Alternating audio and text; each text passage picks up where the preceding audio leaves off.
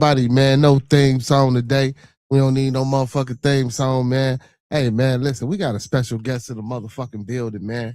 You feel me? Hey, I don't even care about the YouTube guidelines right now, man. We got a special guest in the building. Special guest, say what up to the people, man.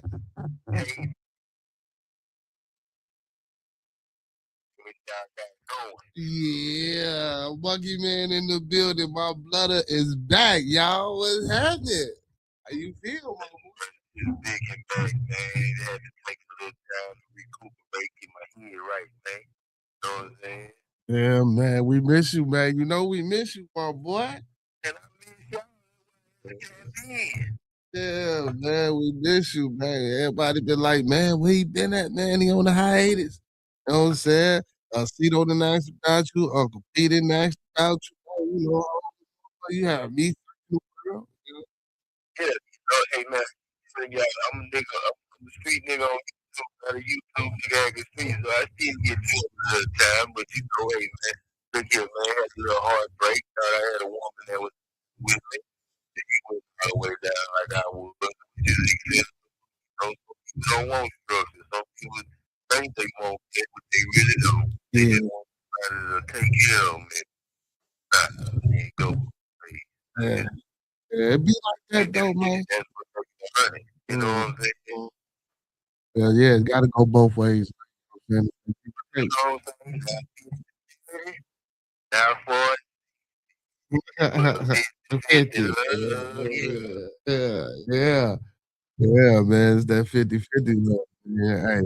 Look, goddamn it, I want 100. Fuck the 50-50.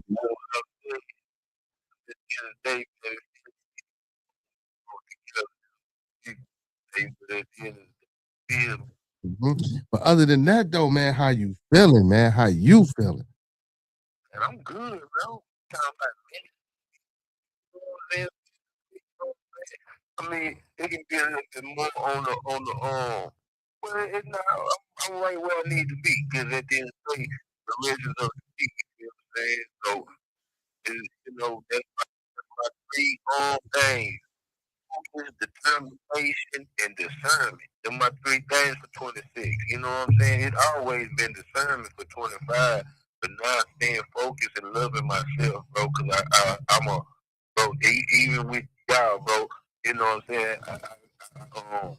I try to show love everywhere. You know what I'm saying? But sometimes, you know, I have to come to the internet to get the love back. Some of the people where I'm at, bro, they won't see me for who I used to be. They don't want to see the. You feel me? Y'all got a chance to meet the new monkey man. Y'all don't know the old monkey man, but y'all done heard my stories. You know what I'm saying? And people don't like the new monkey man, and it's cool. It's cool. I do. That's all that matters. And y'all do. That's all that matters. Sometimes you can't make everybody happy. And that's facts. That's facts. We ain't trying to make everybody happy. You feel me? Hey man, y'all hit them like button. Run them likes up for your boy, man. Hit that like button, man. Man, what's up, Uncle P? I know Uncle P in that boy. What's up, Cito, boy? But my boy, Americans and dialogue. Oh yeah. You feel me? See everybody. Yeah, man. Yeah, man. I'm bad. Yo, you just don't know how happy I am to hear your motherfucking voice. You feel? Yeah, what I'm saying? Yeah. You know, and like I say, you know, shout out to for sure. You know, and it's understandable. You know, everybody don't, you know, pass out everybody. I know Peter probably would have been the same way where Monkey Man ain't told me. So, you know, it'd be like that, but still I had to check in with my boy and want my boy to feel like I don't fuck with you. I got a lot on my plate. I'm trying to get my life together. You know what I'm saying? Like I say, I done spread my love too much and I ain't been loving myself, bro. You know, and I love myself too much to take myself down, bro.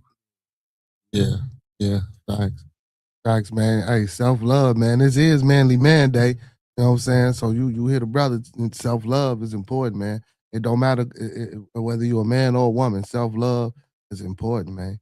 You know what I'm saying? Man, I was listening to Light Jennings, bro, and he say, man, he was thug has feelings too, bro. And I have feelings, bro. So, you know, that's why, man, hey man, I love y'all. You feel what I'm saying? And that's why I tell y'all, I'm gonna be an open book. You feel what I'm saying? To help another person open up and hey man, it ain't as bad as you think it is. If I can make it, anybody, bro.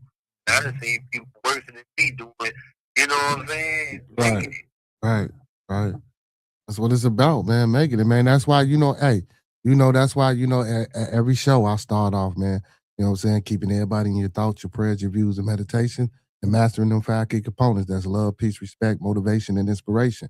You feel me? That shit is about you. It ain't about, doing that shit for other people. I say that shit for ones to do that for themselves. You know what I'm saying? So, hey, man, that shit is important.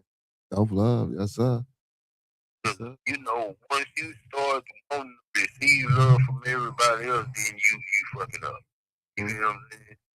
You fucking, because at the end of the day, AA, I had to get back to this.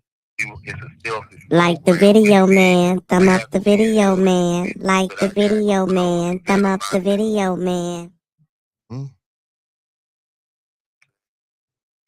This is where a nigga at, you know what I'm saying? Loving myself right now. And loving the people that's loving me, which is, y'all, whoever else. Even some, don't get me wrong, I got people here that love me too, you feel what I'm saying? I just need to get more involved with it. And then, I'm in this y'all don't know, but I had a little situation where I got went to jail, but all the charges was dropped, and everything that girl was leaving me for, they helping me do. You feel what I'm saying? So, like, thank you, Lord. You feel what I'm saying? It was meant to happen that way. You know what I'm saying?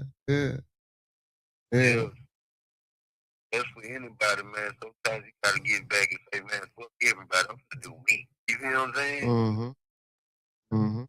And not being, and I don't care. See, that's the thing about it. We want to care what everybody thinking. Man, fuck what everybody think. That's what I be on. That's what people don't understand about me. You know what I'm saying? Facts, man. Yeah, that's fact. I agree 100%. Yeah, man. What would have been up with you? Man, shit, chilling. Man, still doing my thing. You know what I'm talking about? I ain't do I ain't do my beer at the tabernacle last night. You know what I'm saying? The job, I actually did some work yesterday. You know what I'm saying? I got beat up on at the job. But shit, man, hey, you know what it is, right? The motherfucking the bears. You feel me? Smoking on right now. Yeah. I bet you don't. Well, now y'all winning though, 7-6. It's third quarter. Yeah, but you was just at the touchdown. He threw in a seven. That's why I came to call you. Hey, and what's up with your boy not being able? But you know what though? But check this shit out. What's Green Bay? What's his name? Jordan Love. He dropped the ball twice too in that game. You know what I'm saying? I see Jordan Love drop the ball a few times in this motherfucker. Like he can't get that snap. Hey man, I think this gambling I was just throwing the game. You already know what the fuck going on. Hey, the whole time we watching the Bears game, motherfuckers said calling y'all this shit scripted. This shit scripted. But we can't say that because Caleb like to come back all the time. But to come back from 18, I'm talking about it was the fourth quarter. He threw for 194 yards in the fourth quarter alone. Damn. That's what I'm saying. Yeah. Now,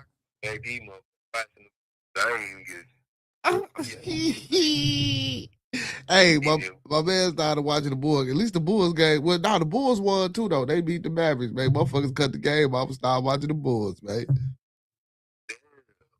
But I was that hard. I stayed throughout that motherfucker. You feel me? I was watching the Bulls on the phone. You know what I'm saying? But not the game, but the upkeep of the scope. But I was focusing my Bears, man. I was hey, you know what I'm saying? Hey, but CJ doing his thing out there right now, man. You know what I'm saying? They got the ball. Yeah, but listen, it's 7-6. You feel me? I already knew this was gonna be a low scoring game. Aaron Rodgers is an old quarterback, man. Let me tell y'all something, man. If all CJ got to do is not turn the ball over no more and get these snaps, y'all can get out of here with this victory. Yeah, I ain't gonna lie, we damn near supposed to be damn near 21, at least 14, at least. We been so 14. Hey, and I was talking all that shit about the Houston Texans, man. I ain't know they was 12-5. That's what I'm saying, man. You know, I mean, I let you talk your shit, but at the Oh. end of the day, you might not see y'all. Look at you. I mean, defense cold. Don't get me wrong. Yeah, defense solid. Yeah, that defense. Hey, I'm not gonna lie. I'm watching these Texas boys. Hey, but I'm not gonna stunt. Hey, Pittsburgh defense, Blooder, they out there hitting hard too. They still over there too, but they interior stars, though. We running that route. Yeah, y'all just punted right now. They just punted the ball. Steelers got the ball on the tee. Oh shit, he taking off. Oh, he had the 20. He had the 25. Ooh, 24. He made it to the 24. Who got the ball? Steelers, y'all just punted. Oh, yeah, that's all about it. Yeah. Hey, man, I'm from the jump off. You know, I only got so many minutes on the phone. I gotta let somebody else use the phone. But, man, I love y'all, man. Appreciate you, Bearded, for supporting me. Even though I'm just not tapping in with that. Hey, I'm gonna be out of here tomorrow, so y'all gonna be hearing from me much more. I'm gonna start back being in the mix, man. Like I said, I just had to take a little setback to have a major comeback. That's it. That's all, man. We love you too, man, and we waiting on you. You know what I'm saying? Just let me know. Hey, you know what I'm talking about? When you get outside, though, let me know if you need something. You feel me? You know what I'm talking about? See what I can do. You feel? Uncle P, keep Uncle P in, man. Stay pushing P in that goddamn chest, man. Yes, sir. Stay pushing P, Uncle P. Yeah, man. And I love y'all. I'm gone, man. All right, man. Peace. Hey, man, that was my blood up, man, in the building, man. Hey, man. Hey, man. Say, man. You know what I'm talking about, man? I'm chipper now, man. You know what I'm saying? I'm feeling good. Hold on, man. Let me do this real quick, y'all. Let me do this.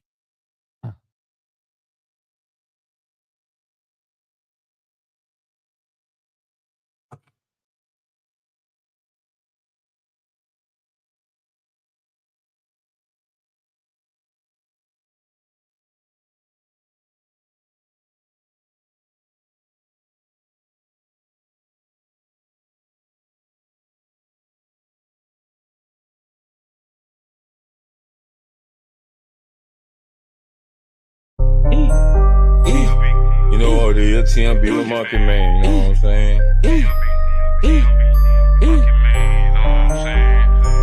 Roll something, light something, bitch. FaceTime my playground where we ride on foes, sip on foes, trunk on glow, Lightfoot show, TV, no logo when you see me. On the late night with Bearded, having convo. Acres home, fofo, Uncle P in the chat. Excuse my manners, while me and Peso pass gas. I'm trying to get a bag. Why these niggas mad? Chocolate tie with the thick thigh. Vanna Black, like and subscribe. Early morning with King, that's a grand rising. I might just hit the gritty. I might just hit the Heisman. 2 Hill, that's Nike fam. Acres home, that's where I am. TMB with Monkey Man. That's on your channel now. TMB with Monkey Man. He's a now no more. TMB with Monkey Man. TMB with Monkey Man. You know what it is, TMB with Monkey Man, now. I'm on your channel. TMB, way the conversation, you know what it is, homie. TMB with Monkey Man. TMB with Monkey Man. Smoke some bitch like Pimp say. TMB with Monkey Man. I'm 2 Hills, what's up, baby? TMB with Monkey Man. He's in there no more.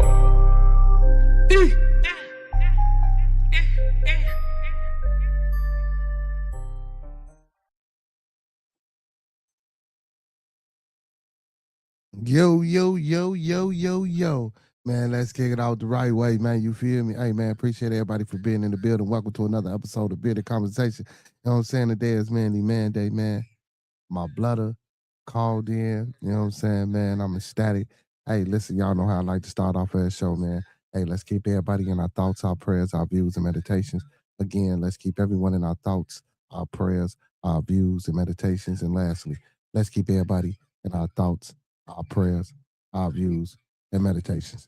Hey, that's people we come in contact with on a day-to-day basis, people we're cordial with, our families, our extended families, and more especially our bearded conversation family right here, y'all. Hey, and don't forget to master those 5 key components of life. That's love, peace, respect, motivation, and inspiration. That's love, peace, respect, motivation, and inspiration. And one last time for those in the back that probably weren't listening to me, hey, that's love, peace, respect, motivation, and inspiration. And don't forget to E40 that thing, man, and sprinkle a little support on top.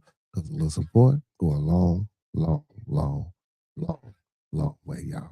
You feel me? You know what I'm saying? Hey, big shout out to my brother for calling in, man. Hey, man. Secondly, because that was first and foremost. Secondly, man, big ups to all my followers, fans, viewers, and subscribers. Appreciate everybody for tuning in. Don't forget to like, comment, subscribe, and share the video. Big ups to all my Facebook supporters. Big ups to all my Twitch supporters. Don't forget to give me a share and a like and a follow over there as well. You can follow your boy on all social media platforms: TikTok, Instagram, Facebook, YouTube. You know what I'm saying? And also, man, thirdly, big ups to all my kings and all my goddesses that's moderators on the channel, man. Big ups to y'all for being supportive and engaging in the chat as well as other things. You know what I'm saying? So big ups to y'all. Man, what's going on, everybody, man? How everybody feel again, man? My blooded and called in, man. You know what I'm saying? Uncle P, my peoples ain't in the building. I got a few people in the building. Uncle P might be lurking, you know what I'm saying?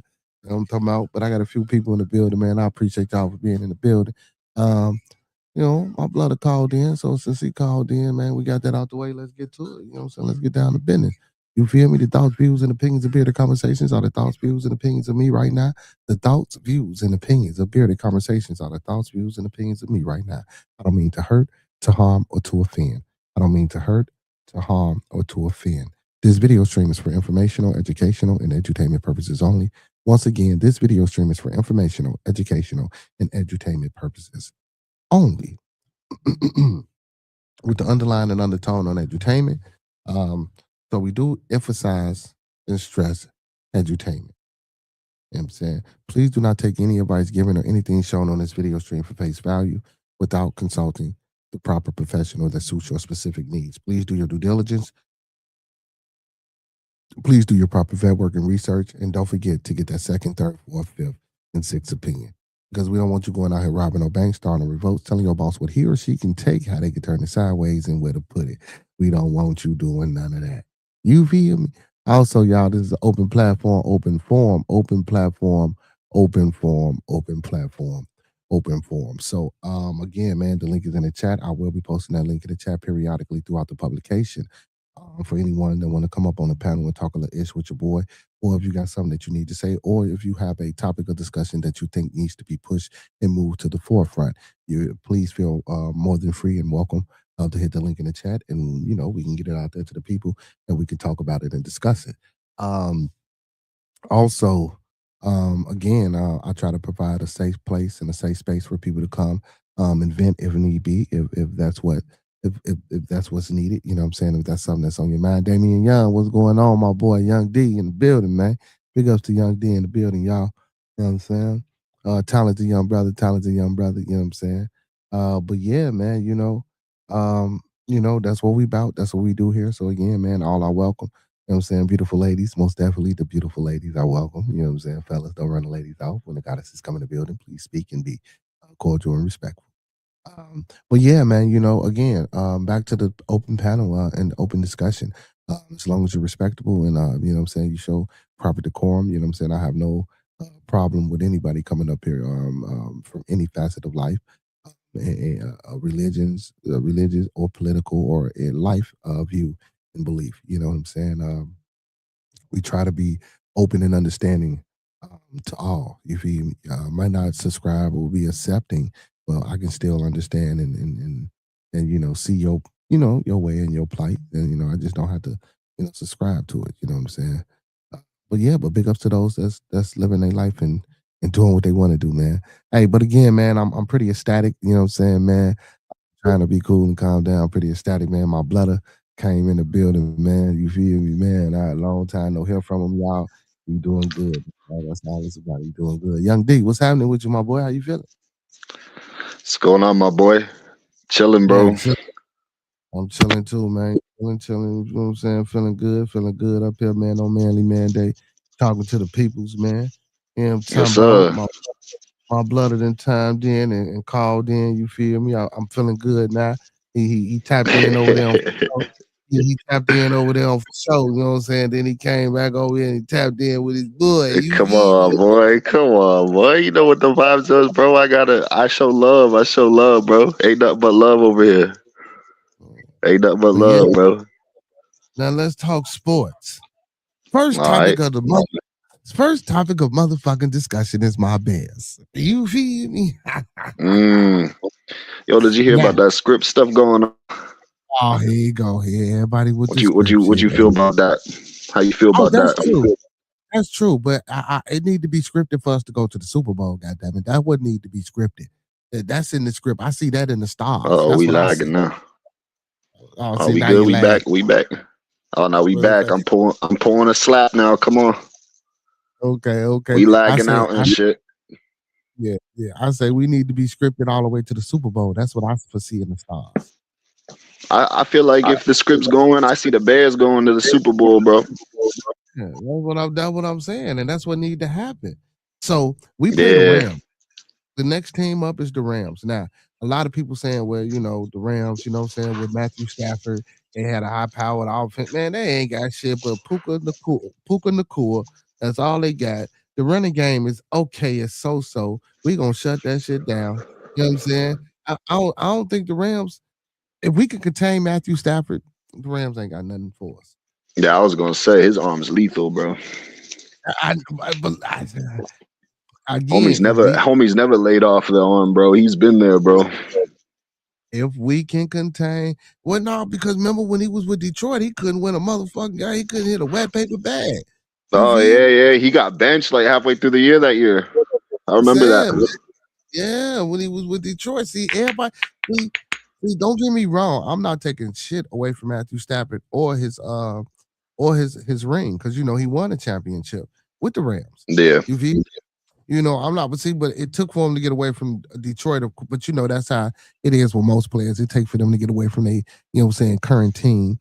And then Detroit wasn't necessarily, and that's Detroit necessarily want to win an environment, right? This is what we say. But then here comes Jared Goff and what he do. You know what I'm saying? For the past 3-4 seasons, he turned it. That's what I'm saying. Maybe it just wasn't the right fit, the right time. We don't know. But again, I ain't taking nothing away from Matthew and his lethal arm. I just think, man, if we can contain him just a little bit, yeah, I think they ain't gonna be able to stop our run, because we got Calvin Nunn coming down strong, pause hard. You know what I'm saying? We got Swift and Solutions in the base. You know what I'm saying? We got Swift. You crazy, bro. You crazy. He said pause. Yeah.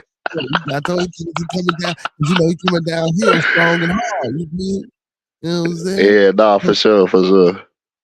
And then you got to think about this, bro. Caleb Williams is a psychopath. Caleb Williams got some type of psychological defect going on upstairs in his brain. See, that's why he painted his nails. See, that's why he cried when USC lost that game and he wanted to go home to his dog. You feel me? He had to get himself back right. You see how that boy take over? He done this 6-7 games this season. I'm talking about now. Game over. And did you see oh my God, Ben Johnson, excellent coaching, going forward on that 4th and 8 play with the season on the motherfucking line, because the season was on the line. The Bears season was on the line on that 4th and 8. If that shit hadn't been converted, brother, the game was over. And I've been screaming, man, trust your arm, Caleb, trust your arm, Caleb, trust your arm. And man, but see, he need to do that shit in first, second quarter, bro. You can't be doing that shit. You know what I'm talking about? Need that momentum to pick up fast. Yeah. See, and that'd be the only thing. But I'm telling you, man, he's some type of crazy, man, because he pick it up, man. And then the way he dotting that shit off the back leg scrambling, he ain't the. He might have threw maybe 6-7 straight flat-footed pass. I don't want to say flat-footed, but I want to say traditional pass. Every other pass was on the run, off his back foot, jumping, trying to lob that. He was throwing dimes. He was throwing dimes. What the fuck? And hold on. Wait a minute. I know we talking about 46. You know what I'm saying? But we got to talk about number 8. Well, 46. I call him 46 after he threw that 46-yard TD to DJ Moore. And big up to DJ Moore, wide open, same motherfucking play like it was last week. Oh my God. Like last time. Well, yeah, let's get it. Let's get it when they played them last time. Let's get it wide open. Shit. You know what I'm saying? But yeah, I want to give mad respect to my boy Loveland. The tight end Loveland, that motherfucker comes to play every Sunday. Hey, I'm not knocking Cole Kmet, but Loveland comes to play every Sunday. At first, I wasn't rocking with him. Wait, so who does the Bears got next this week? Like this week coming up here? Yeah, this Sunday we play the Rams. We playing the Rams. We playing Matthew Stafford. We playing the Rams. Because the 49ers beat the Eagles. So we play the Rams. Man, my internet doo-doo, bro. I swear to God. Yeah. We're gonna play. I'll be having that slapper net, bro, right there, bro. I'm telling you. I think we got a good chance of beating the Rams. Oh, that Buffalo game, man. Buffalo, that was a decent game. You know what I'm saying? The Patriot game was out of all the games that I watched, that Patriot game was the worst. That shit should have went first. That 16-3 asshole. And Drake May is So I was having a conversation with my cousin, man, before we started watching the Bears game, and he was telling me that today's NFL is more about the game management quarterback. And I'm like, and it's so true, and I think Brock Purdy brought that motherfucking era on. You know what I'm saying? My shit was even on. Damn. My boy Joe Burrow. My boy Joe Burrow and Josh Allen was trying to break out of that shit, but Brock Purdy brought that game management quarterback type style. You know what I'm saying? Just manage the game, defense keep us in. You know what I'm saying? Use our weapons because like when Deebo Samuels was back in the backfield with McCaffrey, that shit was hard to stop. You didn't know what was going on, and then you had it was like kind of like it's like kind of like the same thing with like back then when you was talking about like how the teams all organized around the quarterback. That's when the game was good. Because they was focusing on the whole team rather than, all right, I only got this slot receiver that I can dime to, or I only got this tight end that I'm going to rely on. But back then, like when we had Brett Favre and we had, even further back, like Joe Montana, John Elway, all the teams were all specifically designed to be like, all right, I got this slot receiver. All right, I got this wide receiver. All right, I got this tight end. Or I can hand it off and go crazy in every aspect of the game. But now it just seems like that they just run with the star player. Not saying that any team's players are bad. Shit, you in the NFL, so you got it going on. Yeah, but I'm just saying, though, there's no chemistry. You know what I mean? Yeah. Texas just kicked the field goal. The Texans just kicked the field goal. This fourth quarter, 13 minutes, 7 seconds left. The Steelers are down 10-6. You know what I'm saying? Yeah, because that other night, man, that game had you turn, ain't it? That game had you turn, bro. You went through like 17 emotions there right toward the end. I'm like, oh man. I was saying to my girl, I'm like, oh man, they got Loke, they got Bearded, they got Slap, all in the same shit going crazy. I was like, oh man. You started turning up, and I'm like, oh yeah, that's how you know they finna win though. We had Loke calling play by play. I was like, damn, man, he's really gotta be an analytic. He gotta be some type of analytic type of something or other, bro. He's gotta get in there, bro, because he done called every single shot before it even happened. Oh, so what happened was however that happened, he had already seen. He had synced it already. So I was behind. You know what I'm saying? Okay. Because we was in different times. Got you. Like that, but yeah, so I was behind. So, he probably had already, seconds or minutes, of the game already. You know what I'm saying? But yeah, that's what it was. Now, he ain't psychic. Yeah, he ain't that cold. Because I'm sitting there, because like I was a little faded, bro. I was drinking, smoking, having a good time with y'all. And I'm just like, yo, this motherfucker's calling every single damn play out here. Like, damn, bro. Yeah, you talking about, man, I was having me a ball. You feel me? I was having me a Oh ball. yeah, you was turned up. I was having me a Don Julio and some other tequila type of night. You know, I'm talking about mixed with the Scoobies. You feel me? You know what I'm saying? Yeah, Oh, yeah. and that chicken was a hit too. Oh my God, that chicken was a hit too. Hey, shout out to you though, because hey, bro, look, I stayed up till 3 in the morning, almost 4 in the morning for you to go live so I could show you some love, bro. That's how you know it's just love, bro. That's how you know it's love. And I appreciate you. And shout out to me because I was up. You feel me? And I Listen, I still was surprised. I was surprised you, bro. It didn't even really look. You held your own. I'm like, damn, bro. He's really out here for y'all. So you gotta subscribe to Bearded Conversations. You better like, subscribe. You better share. You better tell your sister, your auntie, your grandmother, your sister, your brother, your uncles, everybody. Y'all better subscribe. This is the real deal over here. And for sure, go show some love to him too. But right here is where it's at. He shows love to everybody. Ain't nobody going unnoticed around here. So sub up to my boy, Bearded Conversations. Show him some love. He's a good dude. Real shit, man. If y'all got music, man, I don't care if you sing, do rock and roll, country, classical, whatever type of music you do, bro. Like I don't give like so I tell people all the time, bro, like this is my therapy, bro. Like even when I'm having a bad day, you know, y'all might inspire me. Somebody might come on and say something that, you know, push to get me through. So I try to make it my point. Like when I say I'm gonna go live every day, I'm gonna go live every day. If I don't have nobody to interview, I'm gonna play everybody that I have interviewed, and if you pull up and you got some music, I'm most definitely gonna play your music. I do have a playlist that I go through, you know what I'm saying? But if you pull Yeah. up and you get in the chat, it's gonna get played. You know what I'm saying? Nah, for It's sure. gonna get played. Cause I ain't gonna lie. There's been times where I sat inside a stream, right, and I would sit there 3, 4, 5 hours, bro, just chilling. Like not even on some like trying to like promote my music or nothing. Like, but sometimes you know I'd slide it through. They'd give it a listen or whatever, and they'd be like, "Oh, it's cool, whatever." But you really go in detail. Like that's why I respect you, because you like really go in detail and be like, all right, I think this is what you should do. I think just from my ear, or you know, just coming from a consumer's perspective, that I think you should change it up, maybe. Yeah. So low key. I really I used to do music and I was, you know what I'm saying? I got booted off and shit. You know what I'm saying? Label signed, all that good shit, bro. And then you know that shit I wasn't doing it, but then you know it ain't even about the music though. In general, like for me, well, let me stick to the music real quick. So I do critique. I didn't used to critique, you know, because I didn't want to, you know, make nobody pissed off and shit like that, right?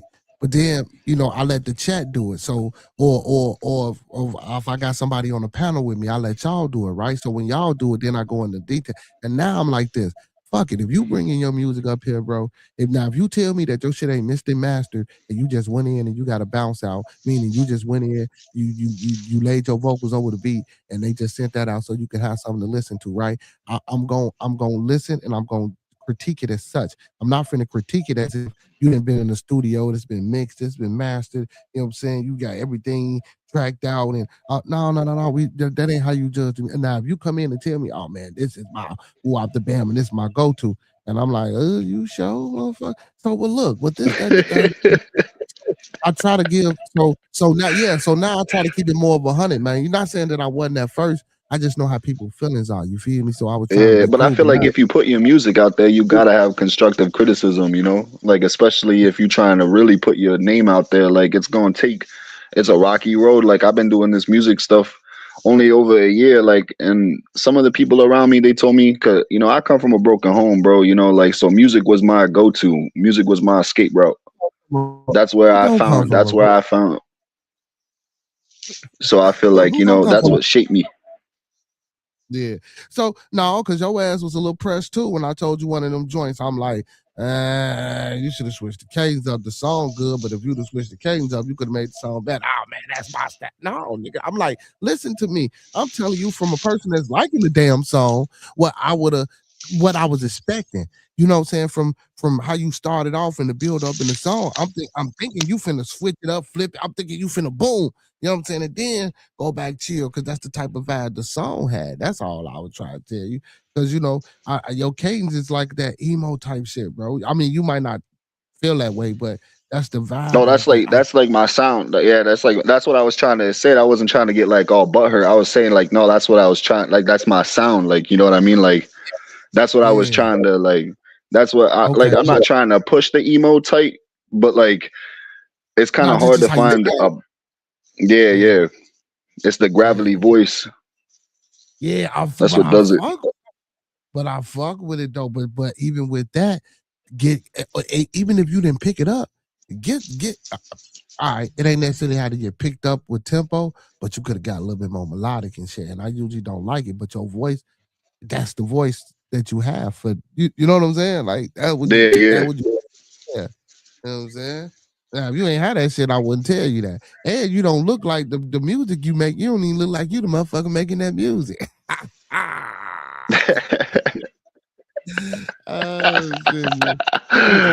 Not like that, boy. You crazy as hell, bro. Come on. Don't do me like that, Bearded. Come on. And it's wild because you ain't shit but 24, but your ass look like you about 42. You gotta yeah, bro. It's rough, gang. I ain't gonna lie. Yeah. Nah, you ain't got a rough. Nah, it ain't a rough look. You got a more of a distinguished, like an aged gentleman type face, structure. Nah, I'm not that you look old, but your bone structure in your face look like you. You know what I'm saying? You've been here before, type shit. You feel? Yeah, I've been through it a little bit, bro. You know. And then I'm fucking with you because you got do a little beard, couple tussles. You already know you got a couple tussles and shit. Oh man, we don't do no tussling no more. We're too old to be tussling. You said the beard, bro, is coming in. You feel me? Yeah. I'm fucking with you right here on Beard. Hey, let me let the people. You do not have to have a beard to join the program, y'all. You do not have to have. Oh no. We just want good vibes, good energy, good conversations. That's it. Period. That's it. Yeah, man. Yeah, but that motherfucking Patriots game sucked. Even though they went on. This is what I want to say. Drake May didn't look that impressive to me. I know people are raving over Drake May. I'm not saying that he ain't good. He just didn't look that impressive to me, man. He overrated, bro. Yeah, he ain't look that impressive. It's like when they was he was like when they was bandwagon what's that dude's name? Patrick Mahomes. That dude, like he was doing all types of baseball throws, jumping off the side, diving, and doing some sidearm throws, and they was fucking with that. Try to push them to the Super Bowl or whatever. Then they lost that first one, and then they was like, "Oh man, he ain't shit. He washed up. He whoop de whoop." Then he came back and was like, "I'm finna show y'all shit on y'all." Be like, all these people who was doubting me. I feel like the people who was really underrated, like I feel like it's the overrated, underrated game. The people who are overrated, they don't want to shine no more. The people who are underrated, they want to grind some more. You feel me? Like I feel like it just comes between. It comes between like you were saying right before I joined up in here. Like they're trying to push something.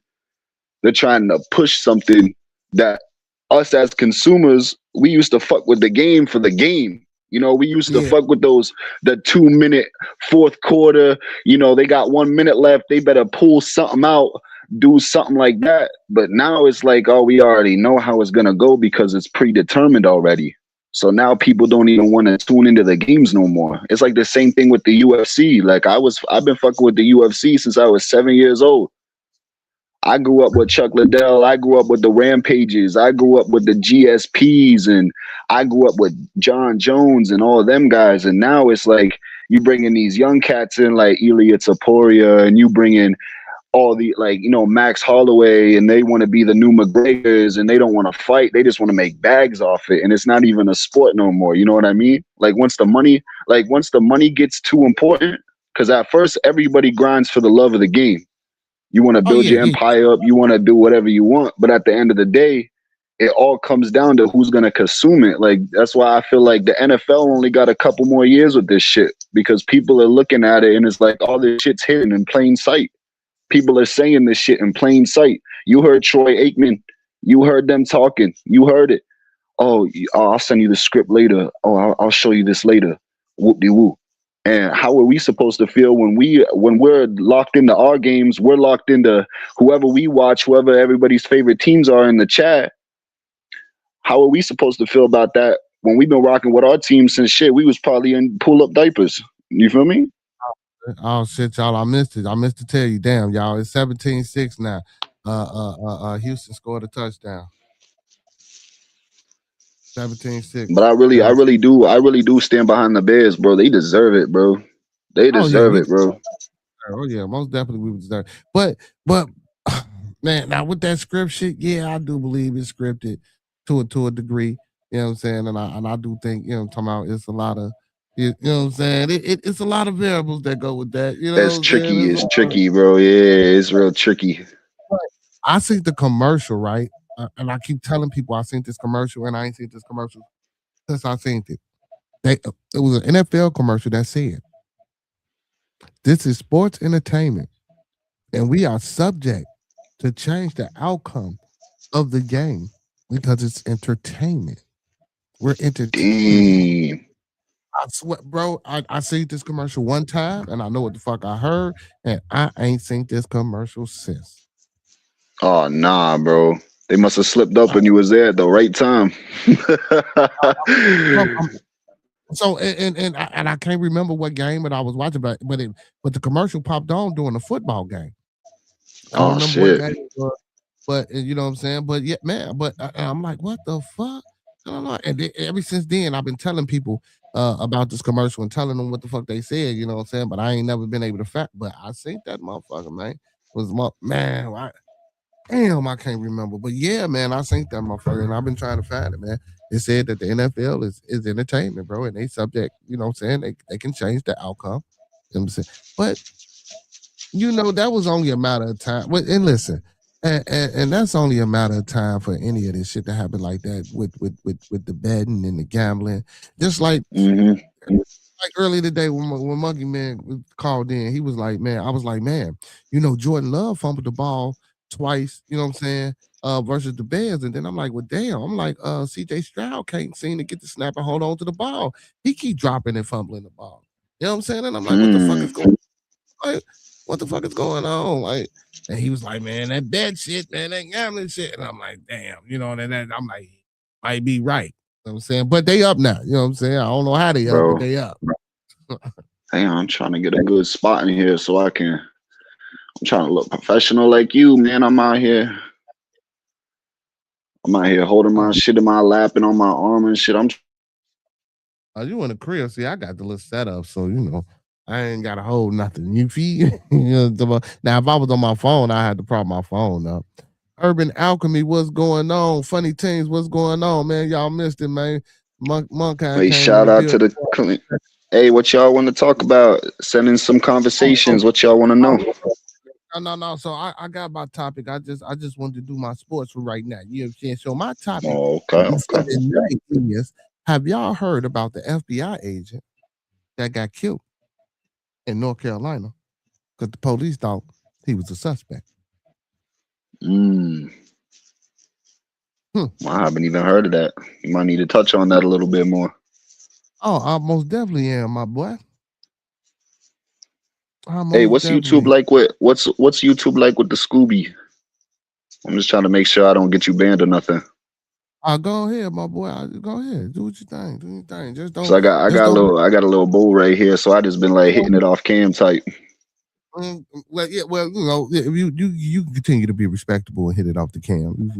Yeah, that's what I was trying to. I just don't want you to get caught up in like, oh, you get cut off or something, bro. Because you know how YouTube is. They be weird sometimes, bro. So one of my moderators want to be the biggest troll right now. Hold on, let me holler at him. Let me holler. One of my moderators, biggest troll. So Funny Ting says the Atlanta Falcons of the North. Funny Things, you could take this comment. Hold on. Before I will tell you what you do with this comment, you know I love you, right? You know you know I'm talking about, you my N-word, right? You my boy. But you could take this comment, turn this some bitch sideways, put some honey on it with some whipped cream on top and the cherry, and set that some bitch up your motherfucking ass. You feel me? Fuck you. With your Atlanta Falcons of the North, We beat the motherfucking Packers. We on our way to the no, matter of fact, we ain't on our way shit. The Rams got to come here to us, and it's cold, and they play. They ain't ready for this. They ain't ready for this, man. The Rams ain't ready for this. And when we beat the Rams, I want to see, yeah, all right, keep laughing, laugh. And when we beat the Rams, I want you to keep continuing telling me that the Bears are the Atlanta Falcons. Matter of fact, did the Atlanta Falcons even get in the playoffs? No. Okay. Ooh. Hey, I'm just gonna keep it a buck. I really do think the Bears, I think they deserve it, bro. They got a good team. You know, they're building it now. They got good chemistry. They just got what? Didn't they just get that new defensive coordinator, right? Yeah. We on, man. Look, man, we on it popping, man. Nah, for sure. We on it popping, man. Listen, let me tell you. Compared to last year, they're a whole new team. Yeah. Well, we won that bad last year, though. Even though the record didn't reflect. You know what I'm saying? We had a rookie quarterback. Like, you know what I'm saying? That shit it wasn't just gonna happen, you know what I'm saying, overnight. You feel me? You know what I'm talking about? The turnaround. Now, I will say this: the turnaround happened faster than what the fuck I thought it was gonna happen. I didn't think we were gonna be 11-6 this year, but I did think we were gonna make the playoffs. Matter of fact, I thought we was gonna make the playoffs last year. I was screaming. You know what I'm saying? But it didn't happen. But look, we got here now. Got in the playoffs, and he got his first taste of playoff victory. You understand me? Calm, cool, and collective too. Not even to mention that, but he looks like this year he really does. Your quarterback looked like he's been in the pocket in the NFL for a minute. Like he's getting real comfortable with that team, and they're gonna be dangerous. Yo, mark my words. I don't really rock with Chicago, but you got to give respect where respect's due. By next year, animal. I'm telling you, animal. All Chicago got to do. Listen, if in order for, and I'm agree with you 100%, but some things have to take place for that to be solidified. Not for it to happen, but for it to be solidified. Is that the Bears gonna have to spend some money, and the Bears are gonna have to get some more. See, no. So we got tight ends, right? We got receivers. They're gonna have to tighten up that offensive line and that defense. Go spend that money. We have to spend some money on that defense. We have to. We got to.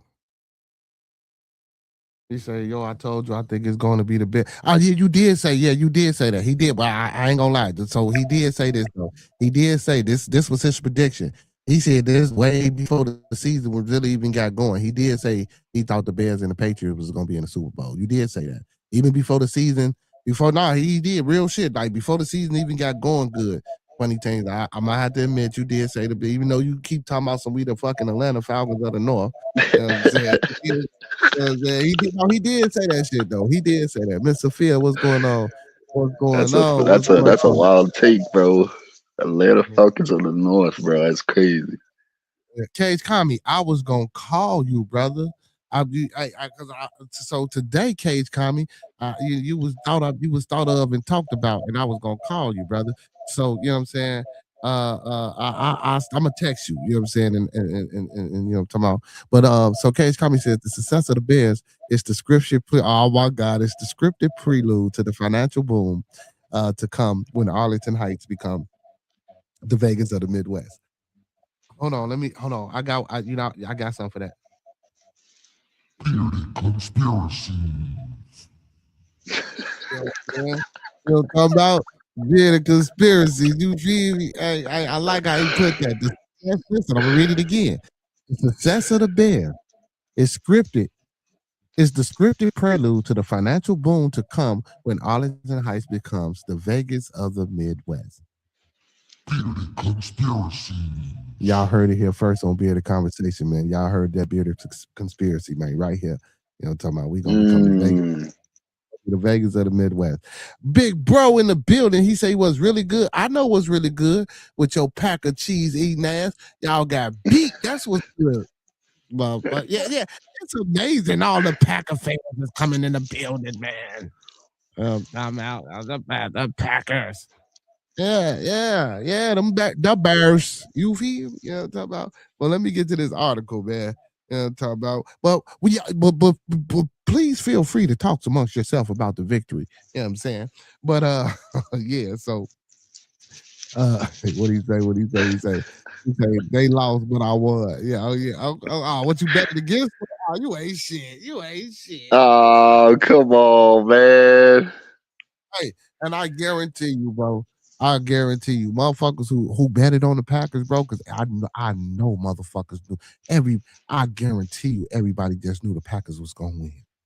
I can guarantee that. And when they went up 21-3, the motherfuckers was going. Man, let me tell you something. Motherfuckers was down there sleeping in the bank parking lot. You know what I'm saying? To try to cash in on them shits, man. Motherfucker was sleeping on them apps. I thought they was finna cash in. I guarantee they thought they was finna cash in. A lot Boy, of people lost that money today.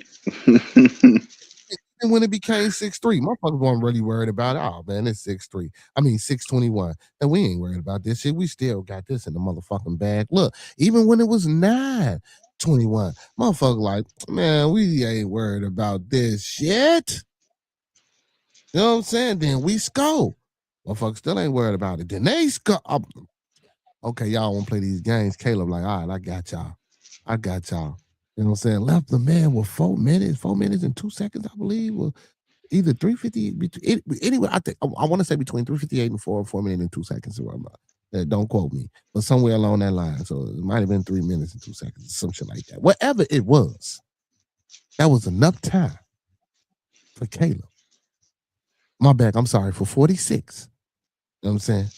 To get on that field and do his thing. You know what I'm talking about? I'm just saying, man. I'm just saying.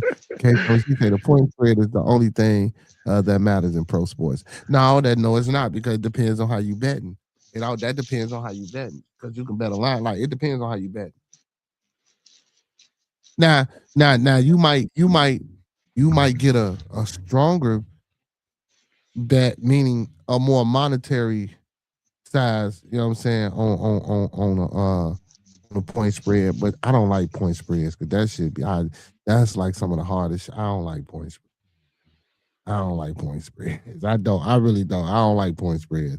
Like, that's too fucking, you know what I'm saying? Yeah, I don't like point spread. He said, I bet against them. I knew they weren't at full strength. I won 1,500 because I predicted the exact score. Damn, you predicted the exact score. See, I don't do that shit neither. But now people, I know motherfuckers who check a bag off doing that shit. It's a you know what I'm saying? It's a gamble though. I mean, I know a couple people that came off it. Yeah, you know what I'm saying? And then even with that'd be about odds. So, like, the odds you winning that, even if you would have bet $5-10, you still could have won 1,500 on them type bets. You feel me? That's why them type bets be so high, because they, just like last year, Underdog had a bet that the very first season of the game, when Aaron Rodgers fucked himself. Damn, Houston just scored another touchdown, y'all. It's over with. The Texans going to the next round, man. Caleb Williams don't play for the Steelers. Look, you hear me? Look, Caleb Williams don't play for the Steelers. You know what I'm talking about? Oh shit. Damn, bro. 24-6, man. 24-6. I know. That's what I was saying. So you only bet. So the probabilities on the stats of that, like betting the exact score. That's why them joints be so high, and that's why the point spread should be so high. You know what I'm saying? I don't like that. You really gotta, unless you just guessing, motherfucker really gotta play with them numbers and be, you know what I'm saying, picking shit. Yeah, you gotta be locked in for that, for sure. Yeah, factoring in, you really got to be factoring in injuries and factoring how many yards per game on an average that this motherfucker gets per game. I'm talking about an exact average to really map it out, because some people go with the overs and unders. And speaking of the overs and unders, like I was saying with Brett, I was going to say Brett Favre. With Aaron Rodgers, I think it was Underdog. One of the things was, one of the best was that Aaron Rodgers wouldn't, that he was going to get 0.5 yards in that game, right? In the very first game of the season. Who the fuck? Come on, man. Like, what type of bet is that? Aaron Rodgers getting 0.5 yards. He could run for a half a fucking yard, for a yard. You feel me? You know what I'm saying? Yeah. What happened though? But guess what happened? He broke his shit the very first play of the game, remember? And he didn't get them 0 point. He didn't get no yards. He got his season ended. Like, imagine the motherfuckers that betted on that and won that bet. Just imagine. I guarantee you that motherfucker paid plenty people some thousandaires. Maybe one motherfucker or close to it. You know what I'm saying? On a bet like that. Yeah, you only bet 5. He said, but trust and believe when y'all meet May in the pass defense, it will get ugly as James Brown and Lavelle Crawford love child for the Bears. Okay, so listen. Hey, big shout out to Funny Teams, though. Funny Teams said we going to the motherfucking Super Bowl. Like, listen, even though he's saying we the motherfucking AFC, he said we going to the Super Bowl. I think we can beat the fucking Seahawks, too. I ain't gonna lie. I think we can, man. I think the 49ers. Man, just wait, man. We finna the Rams is over with, man. Rams, man, it's out there for the Rams. He said, I was gonna say we don't gotta talk about that. Yeah, he said I use that generically. It's the advent of legalized sport gambling. The WWE Pro Sport. Oh my God, not the WWE Pro Sports, man. Get off my wrestling, man. You ain't have to use that analogy. Full Metal Chad says the Patriots can take that record for the most Super Bowl wins this year. Yeah, matter of fact, yeah, because I think the Patriots. It's a few other teams. Well, shit, the other teams that got the same amount of wins as the Patriots. I seen that shit. I seen that online. About the teams that had 1, 2, 3, 4, 5, 6 Super Bowl shit. Yeah, but the Patriots ain't gonna win the Super Bowl. You know what I'm saying? Full Metal Chad. So they not gonna break that record because they not winning the Super Bowl. You know what I'm saying? They not winning. Uncle P, you ain't getting no alert, what I want you to do, right now, even though I know you watching, go back to the very beginning, Go back to the very beginning, I need you to watch the first 15, 20 minutes or just tap in to about 5 to 10 minutes when we started the broadcast, man. I had a surprise for everybody. I kind of started late, you know what I'm saying? But because I was on the phone, just go back and watch the first 15 minutes, and then I'm gonna text you too. You know what I'm saying? I'm gonna text you. Hell yeah, man. You say we'll see? Yeah, we will see. We will see. Hey, I ain't finna take too much of your more time, bro. I'm gonna go lock in, make some music and stuff. So I'm gonna catch y'all, but I'll still be in the stream. Okay, hey man, when you make some shit, man, you know you already know be in the building, man. You know what I'm saying? Yeah, for sure, God damn it. The Texans just scored another touchdown, bro. What the fuck? You mean to tell me this whole game was 7-6 into the fourth quarter? These motherfuckers done scored 3 touchdowns. What the fuck is going on? Bro, the whole game, right, bro. Brother, I'll come back and check back in here in a little bit. I'll let you do your thing, boss. All right, my boy. Peace. Funny Team says, what the Falcons do? Peace. He said, what the Falcons do when they met the Patriots in the Super Bowl? Ah, come on, man. Come on. See, but who did the Falcons? No, they didn't. No, I'm thinking about Tampa Bay. You know what I'm saying? All right, he said the Patriots rise is rooted in jingoism. Ushered in by the post 9/11 paradigm shift. Oh my goodness. Cage Cobby, man. Yeah, you know I'm texting you with this, man. Oh man. Hey, but let me get to this article real quick, man. Cause there's some fool ass shit, man, and I want to see what this article say. I just heard a few things and watched a few things. I really didn't get off into it because I wanted to wait. Yeah, paradigm. I know what you meant, paradigm shift. Paradise, you said paradise, but you meant paradigm shift. Okay. He said Bill and Tom were the dynamic duo. That's it. Hey, I'm telling you, man. But listen, I really don't particularly care for Drake May, but Vrabel and May might be, you know what I'm saying, second best, you know what I'm saying, to being in 46. You feel me? I think, listen, if we talking about, man, I'm gonna keep it 100. I don't give a fuck about nobody else in the business right now. You feel me? Man, look, y'all keep taking me away from my article. Listen, Den Johnson and 46 is the best coach quarterback duo in the league right now. Period. You know what I'm saying? Hey, you say I might be a fan, but you ain't stupid. You stupid, big bro.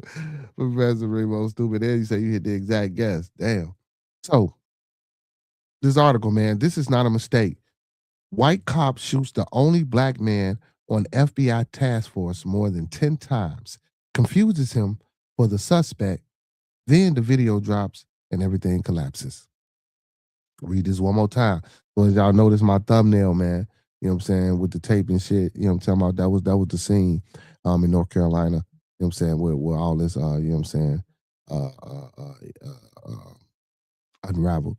Also, man, big shout out to Capo Risky, man. Big shout out to my background, man. You know, I'm talking about Capo Risky, man. You know what I'm saying? For those that don't know Capo Risky, man, we got a female here in Chicago, man. You know what I'm saying? She got a little podcast, just a girl from Chicago, KB Nene. You know what I'm saying? Coda Block Nene. Big ups to that, you know what I'm saying, that goddess, man. You know what I'm saying? Getting out here in these YouTube streets and this content creating thing and, you know what I'm saying, doing that thing, man. Listen, you know, I'm big up, you know what I'm saying, people, even if I don't fuck with you, don't like you or whatever, you know, I big up the people, man, for doing, you know what I'm saying, doing their thing, keep shit positive. Well, it ain't necessarily about a not liking. I'm just saying, you know, I ain't the type, you know, I'm always gonna be supportive. You know what I'm saying? Because that's what it's about, man. You gotta have that support. You feel me? But big ups to KB Nene, man, doing that thing. She co-hosts the show, with one of her shows with Capo Risky, man. You feel me? You know what I'm talking about, man. Big ups to Chicago, you feel me? As y'all know, I always try to highlight or show, you know what I'm saying, some young brothers or some old history or some things from Chicago, you know what I'm saying, in my background, you know what I'm saying?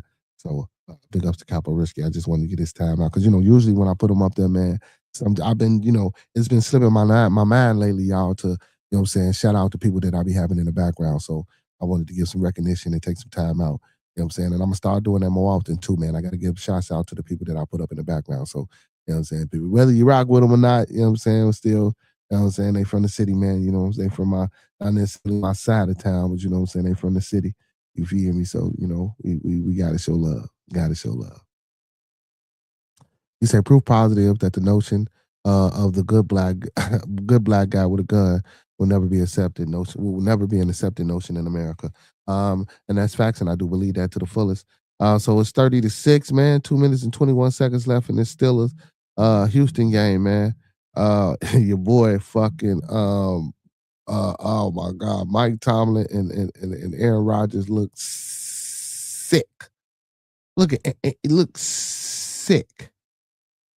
He looks sick. He talking to somebody over there on the sideline like he had this fucking belief.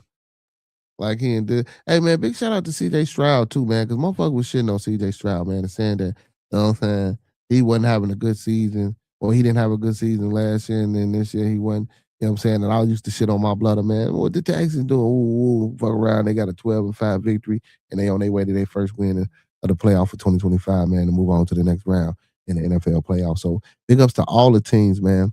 You know what I'm saying, that played what was that, Saturday, Sunday. You know what I'm saying, and all the teams that won, and all the teams that lost, but more especially my Bears. The Bears. Big ups to the motherfucking, hold on, man. Y'all in this bitch. Y'all.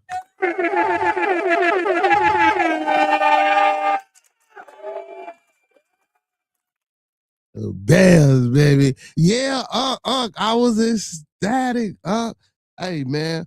So, he called me, man. He called me earlier, man. Big shout out to all my fans, too. You know what I'm saying? You know what I'm talking about? This is a man shit. It's Manly Manday. So he called me earlier, like when I got in for work. I you know, I was on the phone, right? Then the phone call came through. I'm like, who the fuck is this? Let me, whoa. Man, it was him, man. Man, I'm crying on the phone and shit. You feel me? You know what I'm saying? Tears and shit coming down my eyes and shit, man.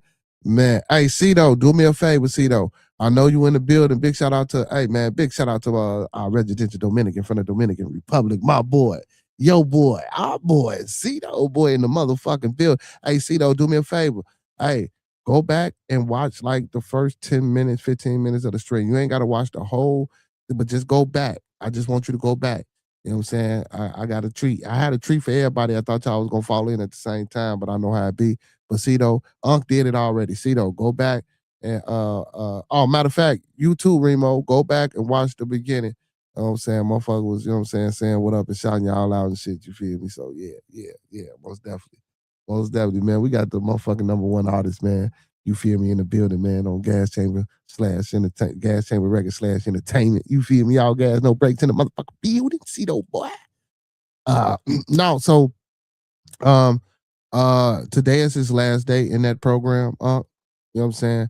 You know, I just wanted you to go back. So like if you go back and watch it all, you know what I'm saying, rewatch just that, you know what I'm saying?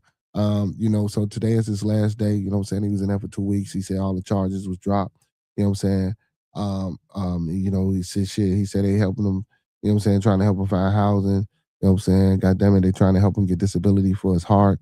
You feel me? He said he got goddamn it, he got good EBT now and shit. You feel me? Good EBT. They're trying to get him with disability, you know what I'm saying? Also trying to get him with housing, and just other programs, man. He said he might be coming out towards this way, like to Minnesota or something, to see what's going on and cracking and shit like that. You feel me? So man, yeah. You know what I'm saying?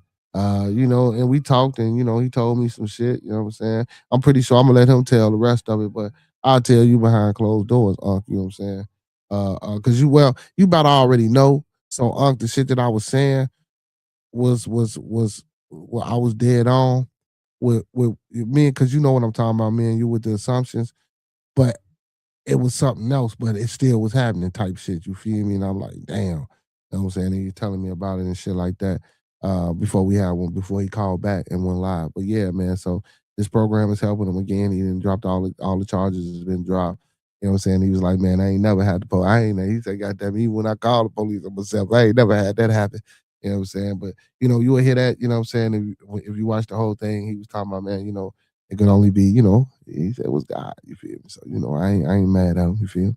Yeah. You say, yeah, okay, yeah. I know you do, I know you do, I know you do, yeah.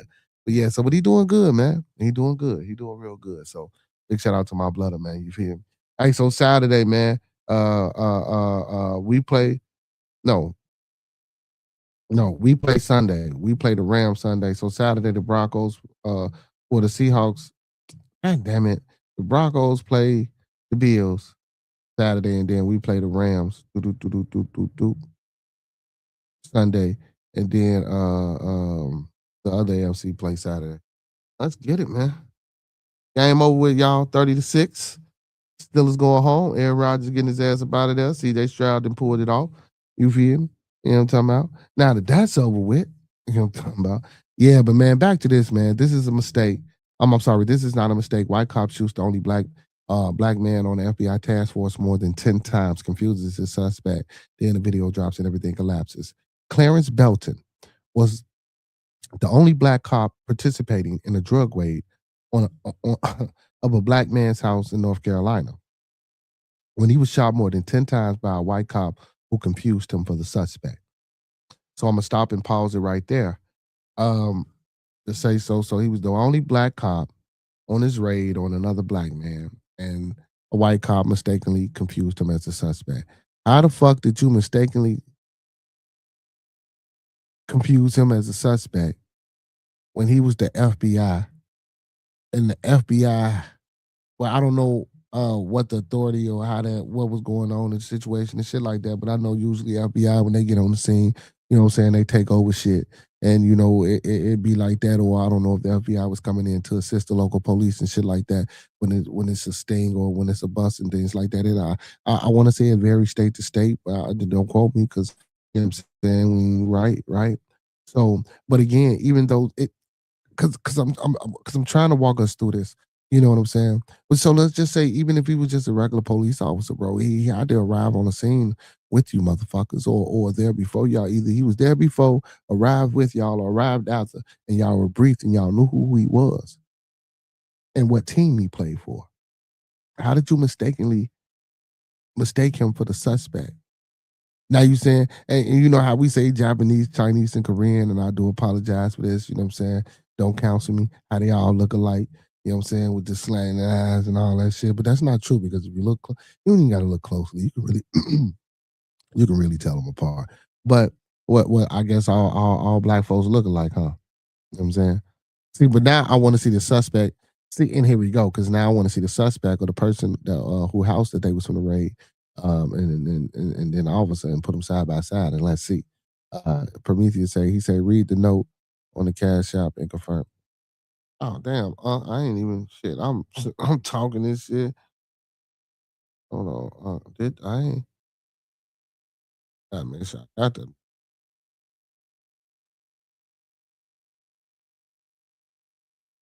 Hold on, y'all. Let me make sure. Let me see what I'm talking about.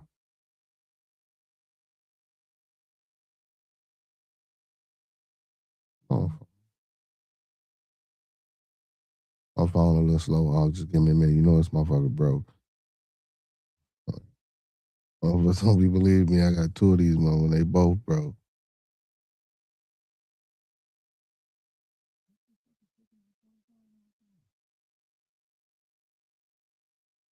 Okay.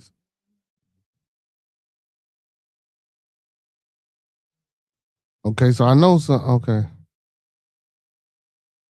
Okay, I got you, Unc. I got you. So, when he called me back, so Unc, so I'm finna let you know right now. So, Unc, he ain't got a hold to none of his woo up the bam. You know what I'm saying? So but when he, cause like I say, he's supposed to be getting out tomorrow, whatever the case may be. So he said when he get a hold of something, he's gonna call and tap back in. So when he get back to his devices or whatever case may be, I'll most definitely send it. You know what I'm saying? Or matter of fact, I'm gonna tell him next time when I talk to him, I'm gonna tell him I'm gonna send it to that and see if he can still get into that or how about. But I'm gonna make sure you get it. Most definitely, I'm gonna make sure you get it. You know what I'm saying? You know what I'm talking about? Oh, you already know that though. Yeah. I'm most definitely make sure you get it. I'll make sure you get it. But yeah. So now what y'all what we saying? We saying all Negroes look alike, huh? You know what I'm saying? All Negroes look alike now, huh? He went on this raid. He was the only black man on the raid, and he got shot. So Belton, who worked for the Gastonia Police Department, was part of an FBI task force. So he was a police officer. So this was an FBI task force. So it was under, okay, so Belton, who worked for the Gastonia Police Department and was part of an FBI task force, survived the 2019 shooting and filed the law, goddamn, and filed the lawsuit against the cop who shot him. What the fuck? Charlotte Mecklenburg, police officer Heather Loveridge. Charlotte Mecklenburg, okay, is the place. Police officer Heather Loveridge. But Loveridge has been trying to get the lawsuit dismissed on the basis she is protected from liability through qualified immunity, which protects the cops from lawsuit unless it can be proven that the cop violated clearly established rights. Mm, mm, mm. A white cop shot a. Okay, I remember this. I remember this now. I remember this. Now I remember this. I think this is just shining some light back. Now I remember this. I remember this. I remember this. I remember this. The white cop shot a black cop, Clarence Belton, after confusing him for confusing him for a drug trafficking suspect. Larry McConey had left. They don't look shit alike. Screenshots shooting in the center. See, now I'm looking at this shit. They don't look shit alike.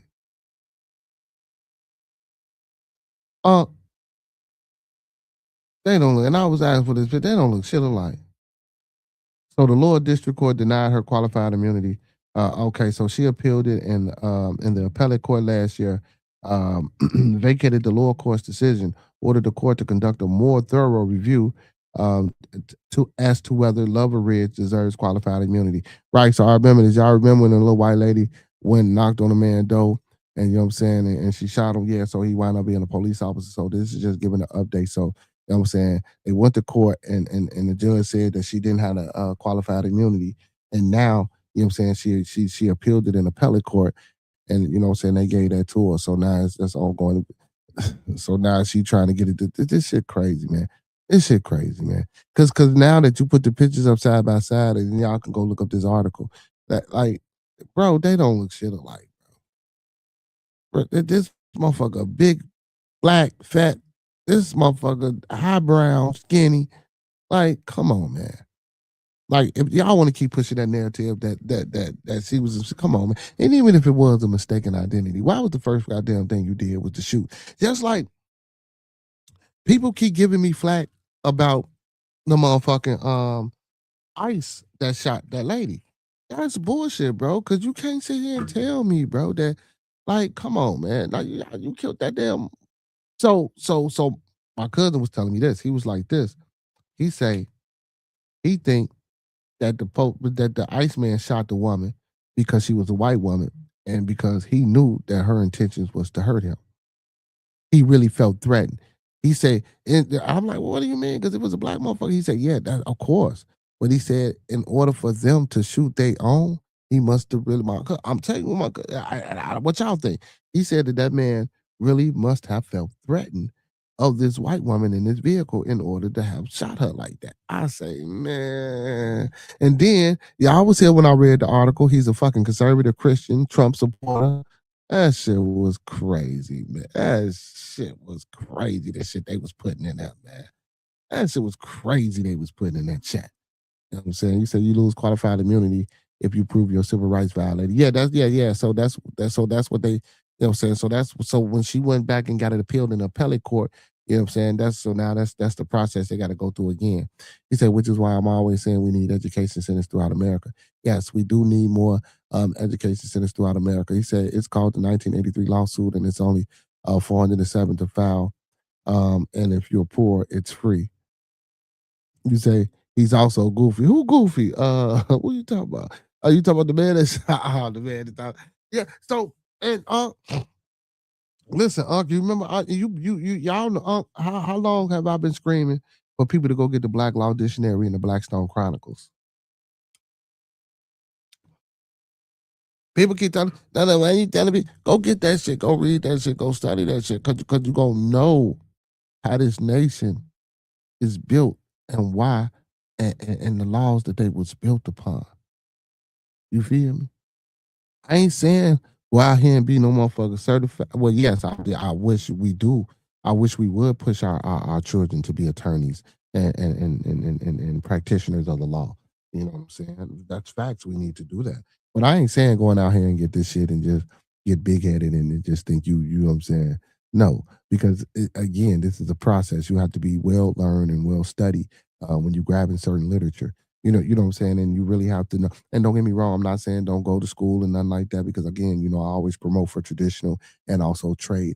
I do think it's good to have both, you know what I'm saying, up under your belt. Most definitely, I think it's good to have both up under your belt. But, I push all the time for people to get the Blackstone Chronicles. I push all the time for people to get the Black Law Dictionary 12th edition. I preach all the time. Listen, I read fucking medical journals, y'all. I sit here and I read fucking medical journals and I read articles about, like, I don't practice medicine, you know what I'm saying? But I read like I do comparative analysis. I like real shit. Like when I study, I study. I don't give a fuck if it's religion, if it's some medicine, if it's a certain topic or something that I really want to know something about, I get into it and I go all the way down.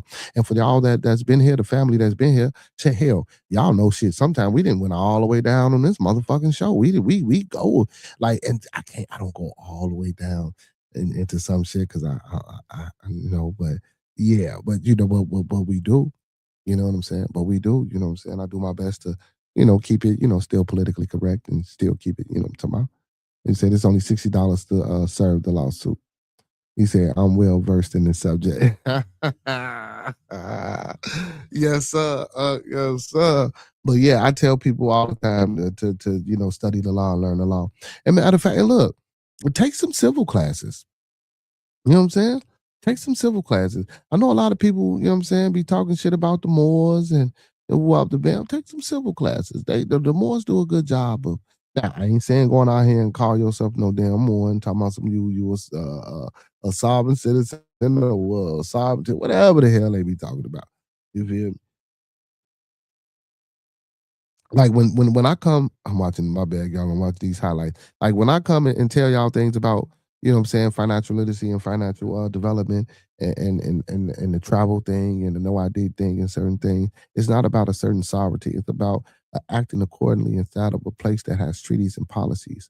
You feel me? That you don't necessarily have to adhere to, but certain things you do morally and worldly and earthly have to abide by, but some things you don't.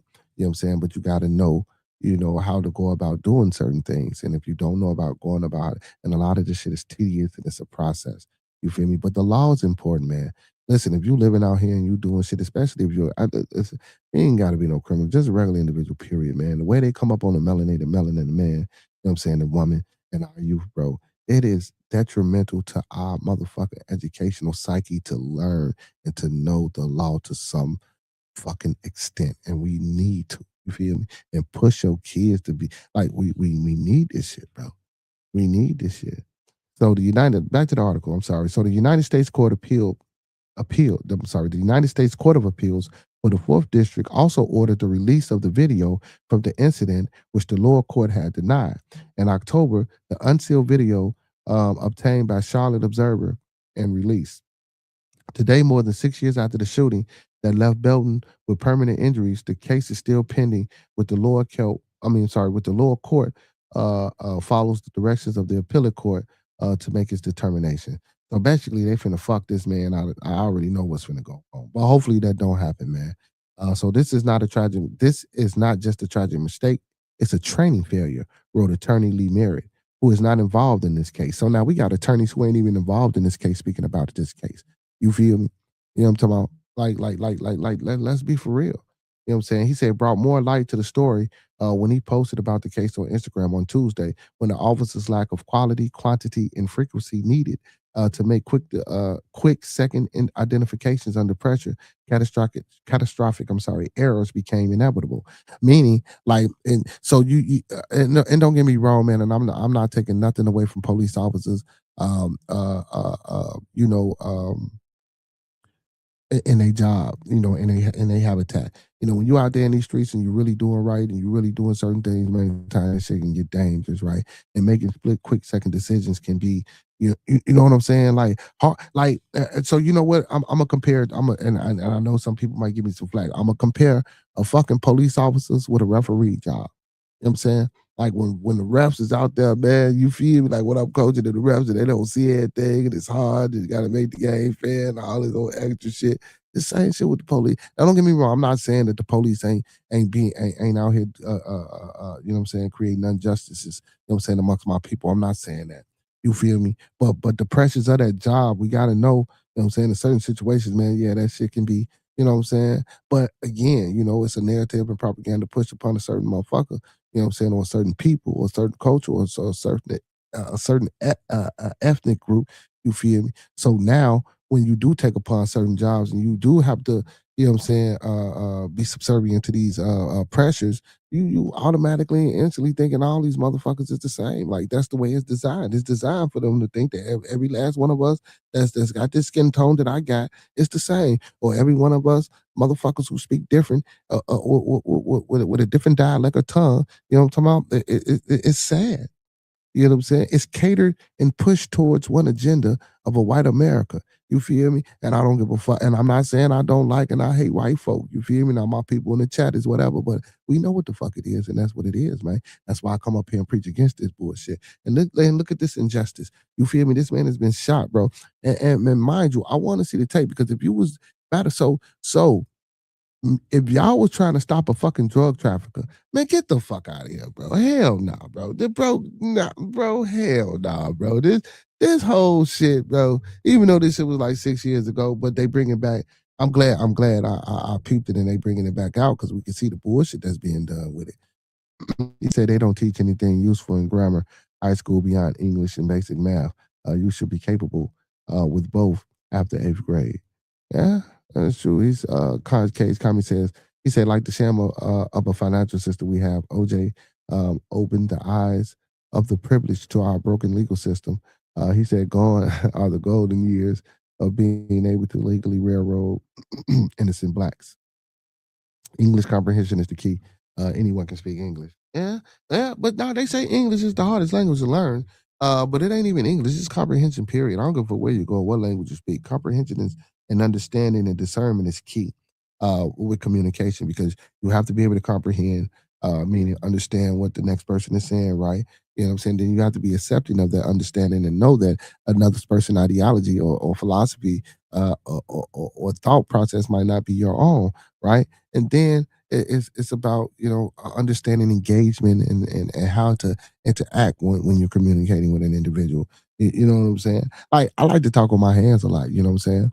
Like, you know what I'm saying? When I used to be about the damn in the functions, you feel me? And I like to talk with my hand. People thought I was aggressive. I am aggressive, but but in that moment, in that tone, and in that setting, you know what I'm saying? When we're being professional and we're taking care of business, never am I aggressive unless I have to be, if it's like some different type of other business that I might have to stand on professionally, of course, and legally.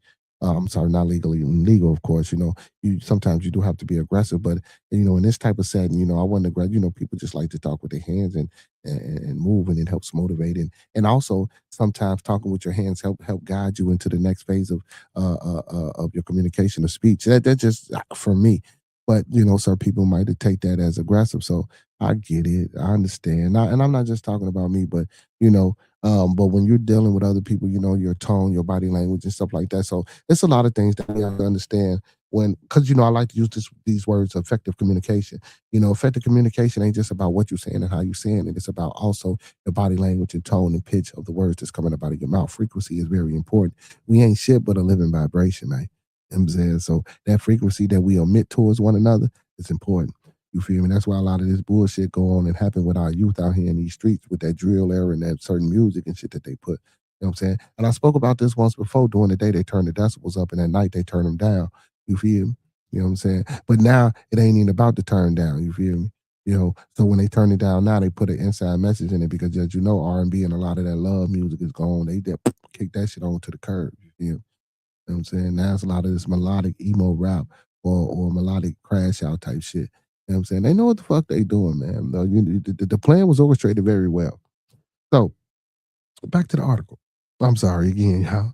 So, the same training deficiencies that led to Belton being shot are why we see the same errors in the field against civilians in the field. I'm sorry.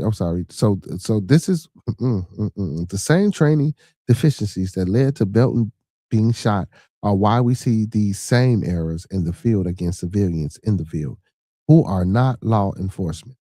Belton's permanently disabled arm are proof that the standard training has real consequences for everybody, Merritt added. Belton, who is no longer a cop, is now working as a real estate agent. But shit, because he can't do nothing as a cop. Then the shit and took his arm out. You know what I'm talking about? The shooting took place during the early hours of November the 1st, 2019, as 4 officers of the FBI Safe Street Task Force from the Gastonia Police Department and 2 officers from the Charlotte Police Department gathered to serve a search warrant on a house of a man suspected of trafficking in the methamphetamine court records. And then, goddamn it, hold on. The Gastonian police, goddamn it, wasn't he an officer at the Gastonian police? So how the fuck did they know that they was rolling up on the wrong motherfucker unless he moved now? Come on, man. This shit, like, y'all got to make this shit make sense, man. They said this man was a police officer for the same Gastonia police that rode up on this motherfucking crib. Come on, don't nobody in this place know him? Or was this some racial come on. I don't even want to push that. I ain't gonna push that. I ain't gonna even do it. I ain't gonna even do it. But y'all know. So the black man suspected of drug trafficking was Larry McConeyhead.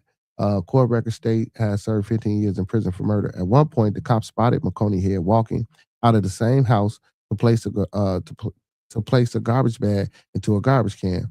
But when they ordered him to get on the ground, he ran back into the house. 4 Gastonia cops entered the open garage, including one with a battering ram to burst the door to the house open. Once the door was busted open, they spotted a woman inside pointing a gun at them, leading Belton to fire several shots towards her. While yelling, "Gun, gun." Belton simultaneously began to retreat, but was accidentally struck in the arm by fellow task force officer Joshua Hendrick, who was standing behind him trying to shoot the woman, but struck his colleague in the arm instead. Belton dropped the gun and fell to the ground, then crawled out of the garage door for safety, and that was when Loveridge fired her gun more than 10 times at him. Wait a minute, man. Hold on. Wait a minute. So Belton was on the raid with him. He gets shot by his partner.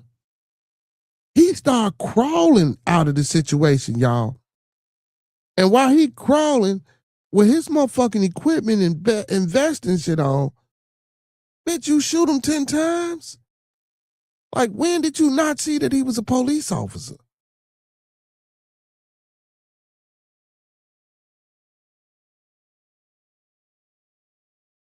This ain't how I remember it, but now that I'm reading this article, this is even more fucked up.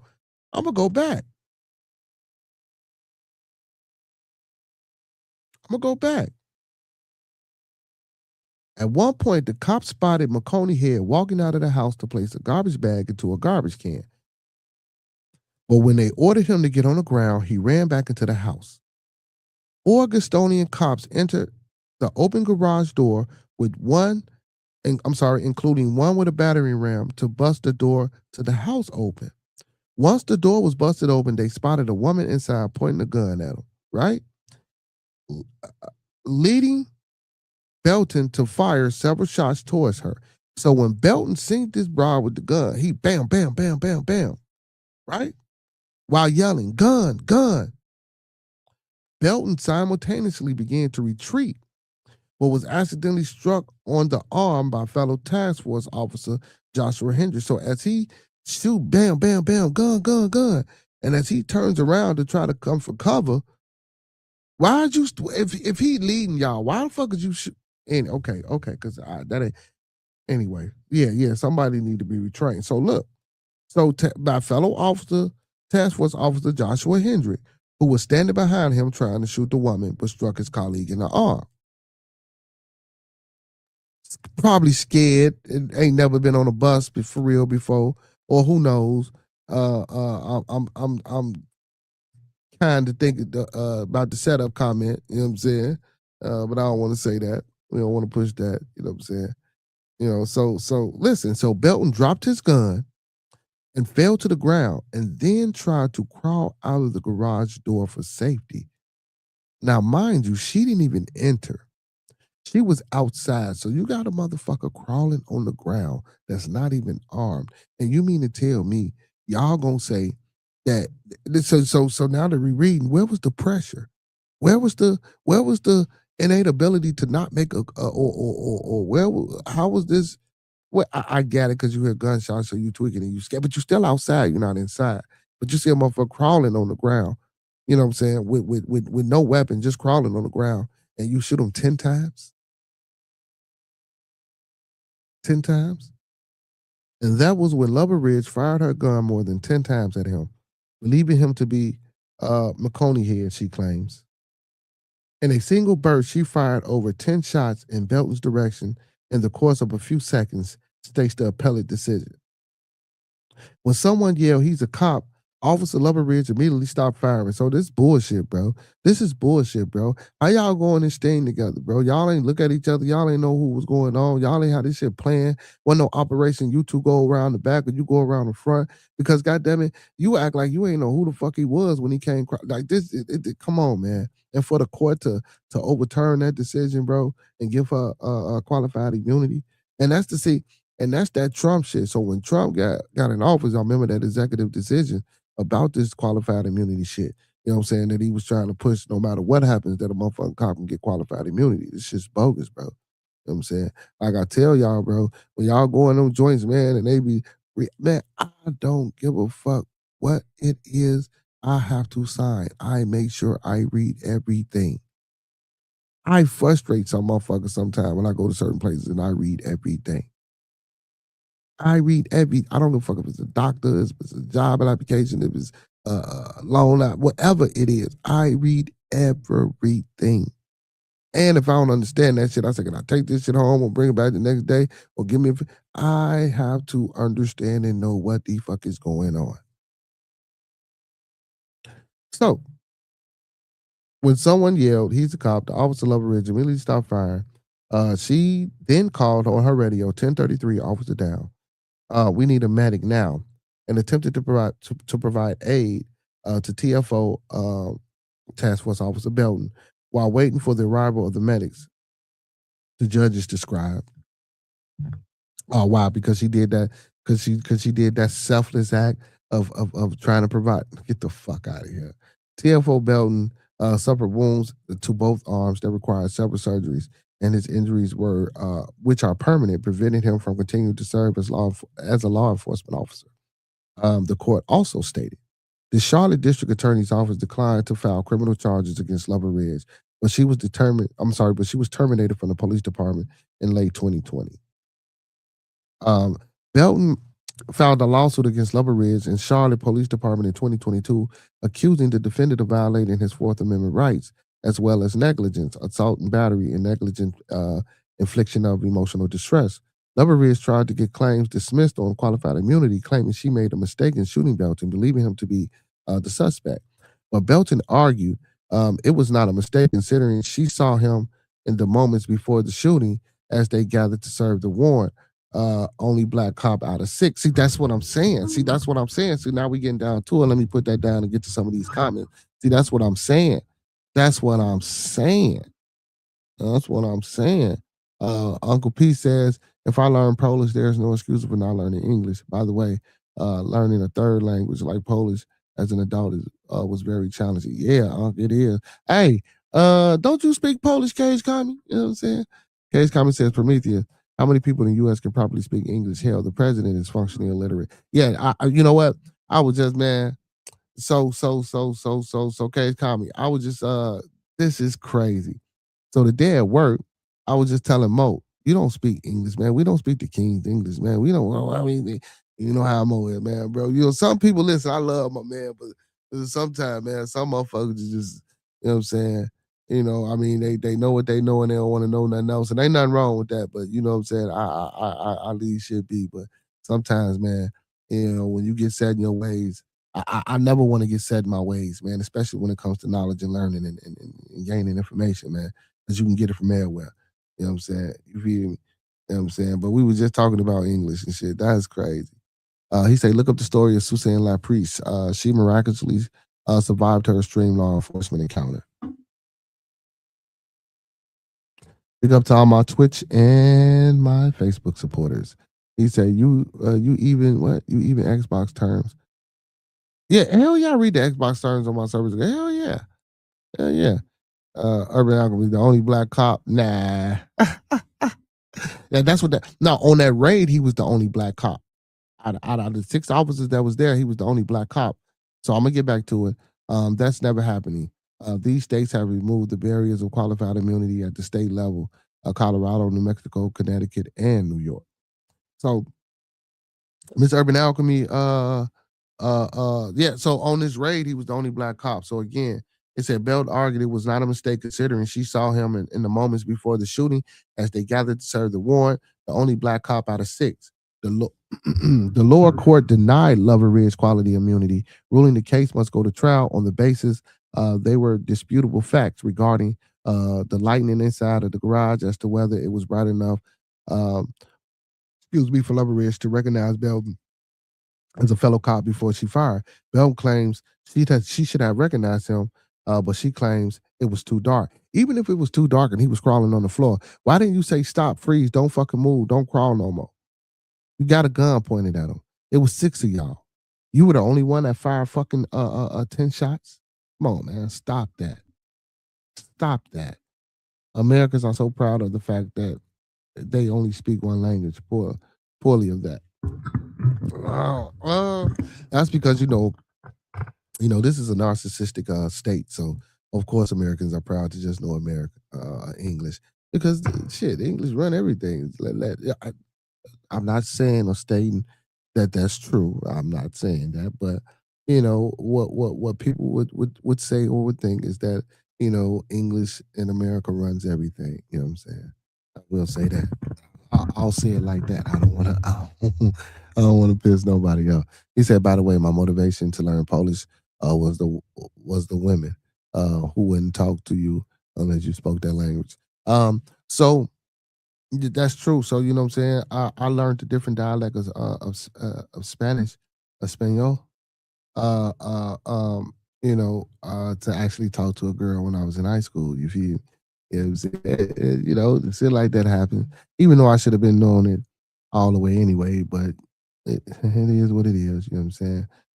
But yeah, you know what I'm saying? I've done it before for a chick, Uncle P. You know what I'm saying? I think we do a lot of shit for the ladies. Ladies, listen. And then I'm gonna say this, I'm gonna get the ladies, y'all got to cut motherfuckers some slack. You feel me? And fellas, y'all got to step the fuck up out here, man. Let me get back to this article, man. Anyway, claiming it was too dark, which is fucking crazy, man. So Lover Ridge appealed to the appellate court. So Lover Ridge appealed and the appellate court vacated the lower court's decision and remanded the case, ordering the lower court to conduct a more thorough review before making a decision on qualified immunity. The appellate court argued that Lubber Ridge would be entitled to qualified immunity unless she violated a constitutional right, and whether that constitutional right was clearly established to the average cop at the time of the shooting. So, constitutional right. See, and that's the truth. And here we go, y'all. So that's the trick. That's why I tell motherfuckers to read and understand words, and like we were speaking about comprehension and understanding. All these things are key necessities when we're talking about effective communication. Because if y'all listen, if it violated a constitutional right, so you have to find a constitutional a circumstance involving or around the shooting of this fellow officer. And if you can't find that constitutional thing, he has qualified immunity. This might be a little bit more harder than what I thought it would be.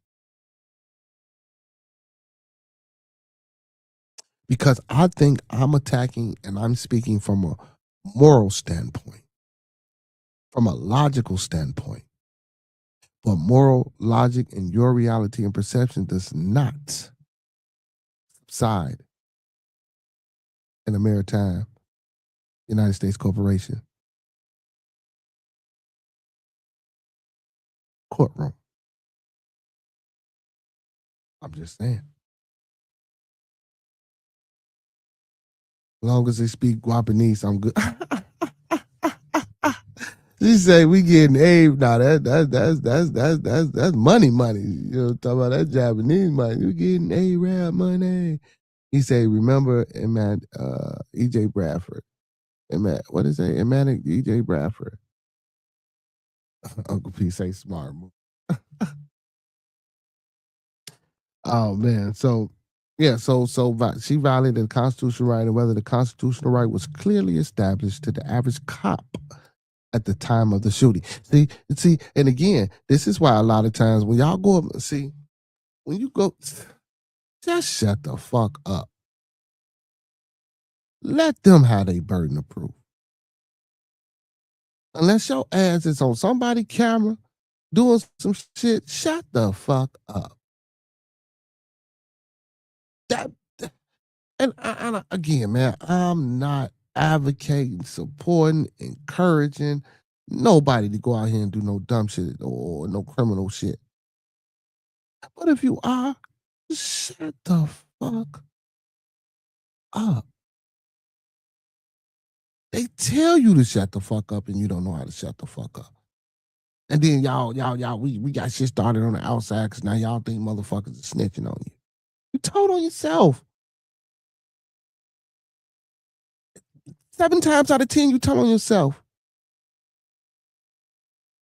And it's crazy because they got a whole show dedicated to you motherfuckers telling on yourself, and it's called The First 48.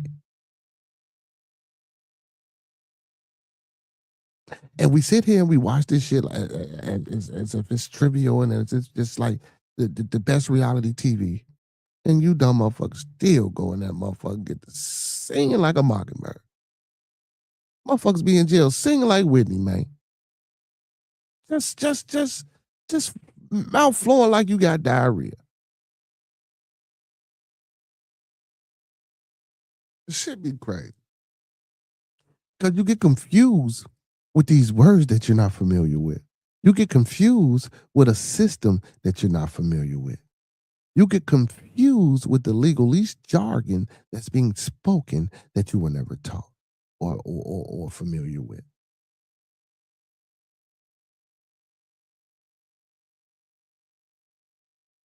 The appellate court stated, okay, okay, so the appellate court stated that the lower court failed to apply the correct analysis to determine qualified immunity by not analyzing the case from the perspective of the officer and as to whether she had an objectively reasonable belief that Belton was the subject when she opened fire. See, and again, that's still bullshit. Now, that part we can knock out because, bitch, ain't nowhere in the fuck, because what is the proper protocol? If the motherfucker was crawling on the ground and was unarmed, even if it was dark, freeze, don't move. Your first instinct was to shoot. If you heard shots, first of all, pistol drawing, head alert, on the swivel, like this, and if it's at the door and you watching that door, it shouldn't be. It's that bam, and then if you see bam, and you taking cup, that was bullshit, bro. That was just like you seen the motherfucker crawling, you shot him. That's like you was scared of some shit. Just like that's like the partner that shot him in the fucking arm as he was retreating.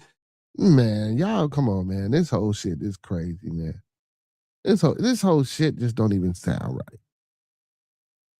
The appellate court argued, the appellate court argued that the lower court failed to establish that it was clearly established. I'm sorry, the appellate court also argued the lower court failed to establish that it was a clearly established right for the black cop to be safe from being shot by a white cop multiple times. What the fuck? Let me read this shit again, y'all. The appellate court also argued the lower court failed to establish that it was a clearly established right for the black cop to be safe from being shot by the white cop multiple times. So you mean to sit here and tell me what y'all basically saying is that he knew the risk of going in here and doing this bullshit. And that's basically what y'all saying.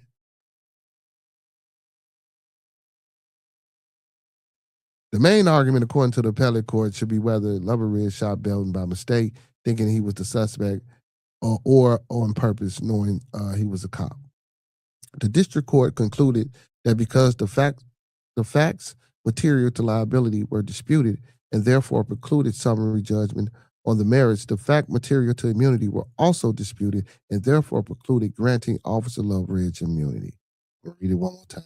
The district court concluded that because the facts material to liability were disputed, all that dark and couldn't tell who he was and all that extra shit, right? Okay. And therefore precluded summary judgment on the merits. So basically meaning that the judgment was handed down because of all those factors that couldn't be proven 100%, right? So whatever the judgment was, it's good you can't prove it, so oh well. Okay. The facts material to immunity were also disputed, meaning the shit that he had against her to try to break and stop that fucking immunity again, because I said y'all had to prove a constitutional right that was violated. And he wasn't a victim per se as if it was really McConey here. You know what I'm saying? He was an officer. You know what I'm saying? So I guess getting shot by a fellow, this shit crazy. On duty don't mean shit. This shit crazy. Oh my God. Facts material to immunity were also disputed and therefore precluding granting Officer Lover Ridge immunity because it wasn't enough irrevocable evidence. I'm not irrevocable. It wasn't enough. What's the word I'm looking for?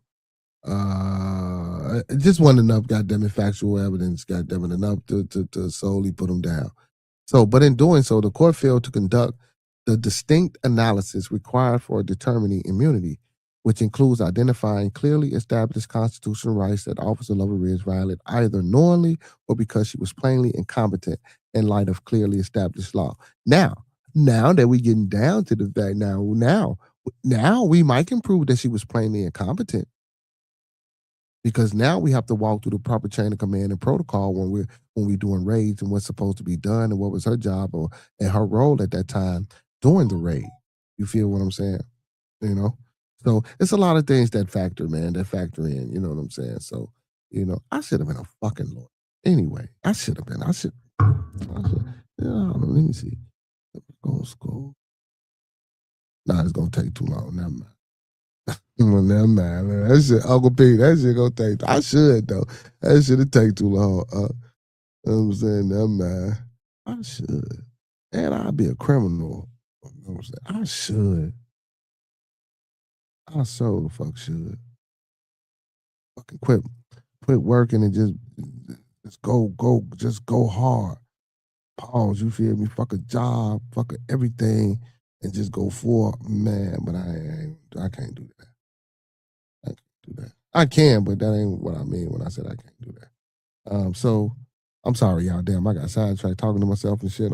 My bad, y'all. Damn. Okay, so and that may be difficult to prove considering She has always claimed it was a mistake, while Belton has argued otherwise. Excuse me. This case is not a case of a mistake. It is the case where defendant Lumber Ridge conceded plaintiff was a law enforcement officer before she shot him, his attorneys argued. According to the court records, the decision as to whether she receives qualified immunity could be made any day now. So a lot of people, you know what I'm saying, is expecting her to get off and get this qualified immunity. And again, you know, according to, you know, the wording, and according to the wording, you know what I'm saying, that's going to be hard to prove. You know, it's going to be hard to prove. Yeah, Trump. Yeah, Trump trying to cancel Martin Luther King Day. Trump is wild.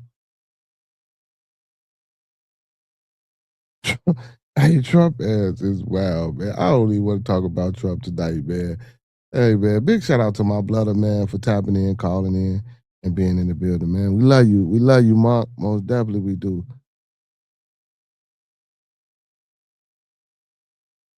Oh, my God. Trump says white people were very badly treated at the Civil Rights Act. It was unfair. You know what? I don't even want to waste my time with that shit. I'll do that tomorrow for Talks Tuesday. I don't even want to get a headache. After reading this fucking article, I'm already like, this shit is ridiculous.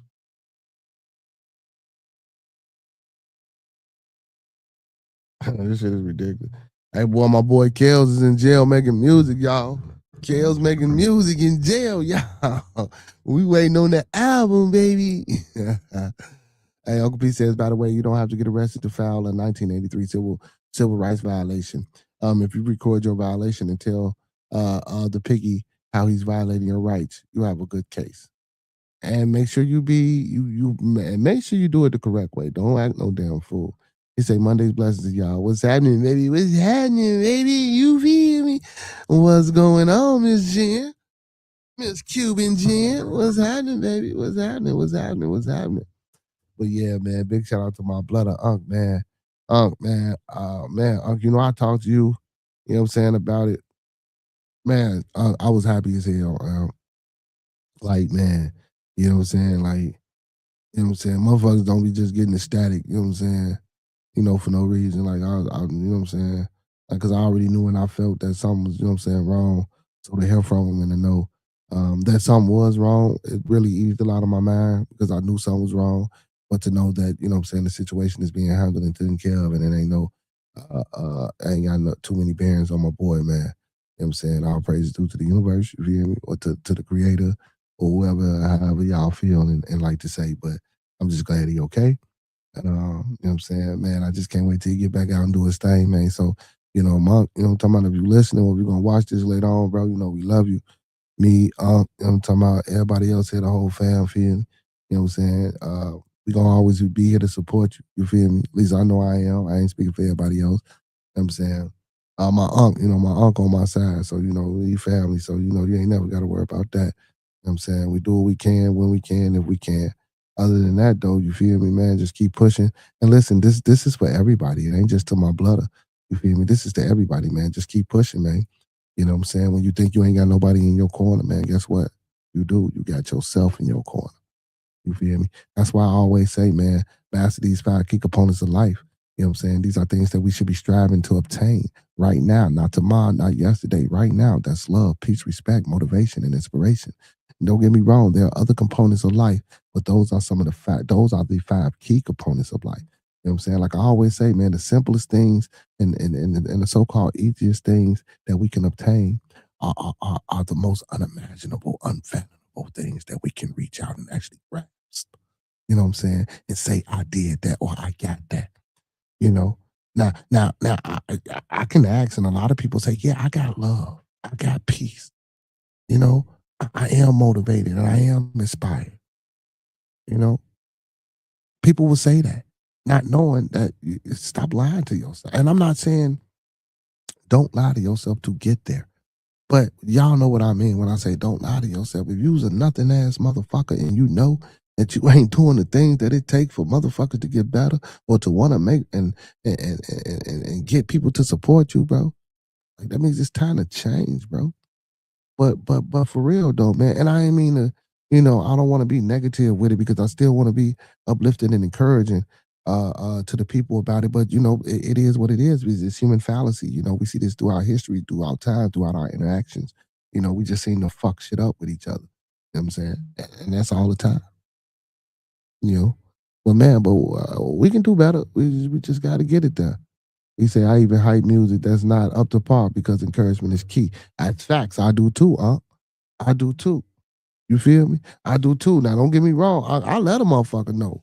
Now I let them know now. I ain't got time to be with all that, you know what I'm saying, just beating around the bush trying to let a motherfucker know. You know what I'm saying? And like we always say, music is subjective. You know what I'm saying? And it's subject to various of opinions from different people because different people got, some people like different shit. You know what I'm saying? Everybody ain't gonna excuse me, I'm sorry. Everybody ain't gonna like the same thing, you know what I'm saying? But again, I still play it like, hey, big shout out to Young D. You already said, man, listen, I'm the place to be. If you got some music, I'm gonna play it. You know what I'm saying? Regardless of whether another motherfucker like it or not. If you take the time out to come over here and say, man, listen, can you listen to this? I'm gonna listen to it for you. If you send it to me in my email, I'm gonna listen to it. Now, be best prepared to know that if it's ass, I might not just necessarily say it's ass, but I will, let you know, something. But sometimes I think I just might need to start letting motherfuckers know this is ass. Oh shit. He said so many people put more effort into looking like they're doing it than actually doing it. Yeah, I was gonna get around to that. I just got a little bit sidetracked, you feel me? But that's facts case, Kami. The 5 key components must be realized within before you can project them onto others. Facts, brother Remo. And how many times? And listen, and listen. I don't. Okay. Well, I do talk to Remo. I do talk to Case, Kami. Like, I ain't gonna sit there and say like I don't talk to these motherfuckers. And don't see. I know these people personally. But we don't sit back and say this shit and talk about what I'm finna come up here and talk about. They hear what I'm talking about. They chime in and they add their twos and fuse and because I always say that. You know what I'm saying? When I say love, peace, respect, motivation, I always say it's for you. You feel me? It ain't for the world. You're not doing these things for other people. You feel me? You're doing them for yourself. And in turn, once you're doing them for yourself, now you'll be able to learn and accept and be able to create that for other people. You know what I'm saying? It's same thing with emotional intelligence. You know what I'm saying? Once you gain emotional intelligence, you learn the effects and the causes and how to navigate and generate and resonate certain energy, you know what I'm saying, to change, you know what I'm saying, your environment. You know, the mind is the most powerfulest thing in this world, in this universe, if it's used correctly. You know what I'm saying? Especially with the idea of manifestation. You feel me? Like I don't want to get too metaphysical and get too far off track. Yeah, but yeah, man, they bogus as hell for that man down there. You know what I'm saying? But yeah, man, man, self-love, self-care. This is Manly Manday. I know I like to predicate or I like to dedicate it to the fellas when we talking about emotional control, emotional distress and physical distress, financial distress and shit like that. And a lot of times, it's hard to, keep your head up and move forward and stay on course, right? And we do need a place where we can come, you know what I'm saying, as individuals, as peoples, as brothers, as sisters, as a people, to talk about some of these things. It ain't always got to be a hardcore intellectual discussion on certain things. It could just be, man, look, I'm going through this in life. What do you think about this? Can you help me? You got some ideas? Or yeah, you just want to come up here and be like, fuck the world, fuck life, fuck my life. This ain't what I'm supposed to be doing. And I don't care.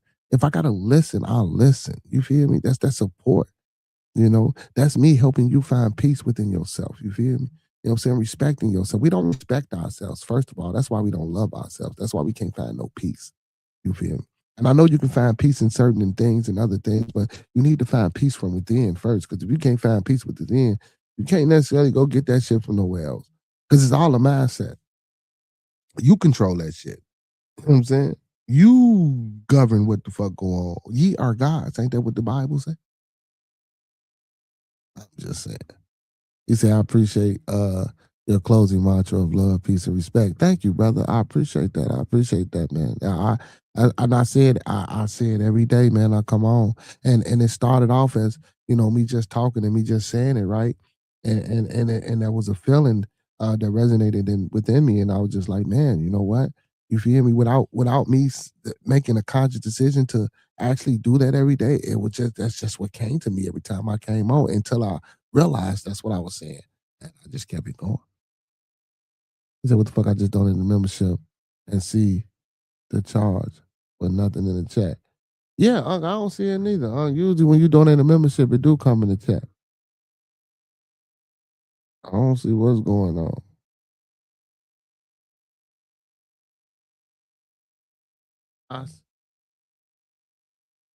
Want me to send it back? I don't know, cause this shit tweaking like on one of my shits. I'm buffering, but it's playing like I don't know what the fuck going on with YouTube, man. YouTube crazy. YouTube crazy. Oh shit, we got my boy 31 Izzy. Can't forget about the Izzy in the building. What's happening, my boy?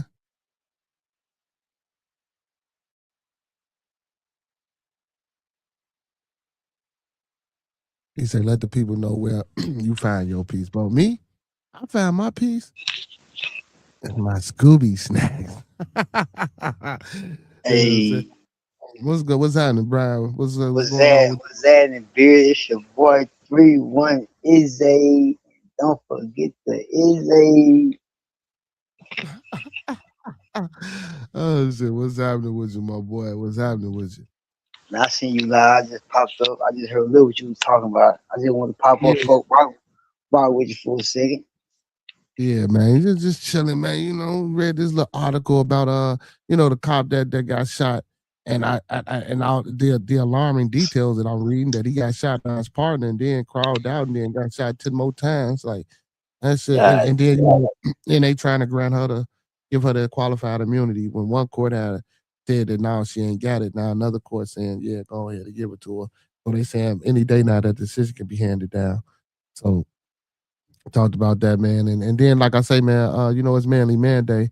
Monkey Man chimed in and early in the broadcast and, spoke a little bit about his situation. So, I was just speaking about, what I'm saying, peace and things like that. And, how people go through shit in life and life happens, you know what I'm saying? And Yeah. You gotta be in this bitch, man. You know what I'm saying? It ain't necessarily to win the game, but you gotta listen, one thing about life, you can't go over it, you can't go under it, you can't go around it. You gotta go through it. That's Hey man, say that one more time for the people, man. I like that shit. Say that shit again, man. Hey, one thing about life, you can't go over it, you can't go under it, you can't go behind it, you can't go around it. You gotta go through it. Mm-hmm. Gotta go through it, man. Gotta go through it and use your village too. A lot of times, man, and that's another thing too, bro. We do have villages, man. It's about you opening up your eyes and seeing that you got motherfuckers in your corner. A lot of times, man, we shoot that shit away and we turn it down and we don't realize. That's why I like what Cito Boy say, man. And I think a lot of times people really take that saying that he say for granted, and really don't be hearing him when he say that when I'll be closing out. He always say, learn how to love the ones that love you. Love you. You always love the wrong person. Hey, shout out to the chat. What's that? Proof Remo? Yeah, Professor Remo. Professor Remo, what's that? The Cuban, what's that? Cuban Jenny. What's that? Cage? What's that in Cage? Cage Commie. What's that? Prometheus? What the hell? That's Uncle P. Prometheus. They call him Uncle Pepper, call him Uncle P. They call him Uncle P. That's my uncle, man. Uncle P. I can't pronounce that big ass word, so what happened, Uncle P? It's Prometheus, man. Prometheus. All right, Prometheus. I got you. Yeah, go look up who he was. You might get interested in this shit. This Greek mythology. Shut up, Herb, man. Y'all deep in here today, huh? Man, they in here today, Beard. We trying, man. You know, we trying when we talking good shit. You know, people like to fall in, man. And it's Manly Manday, man.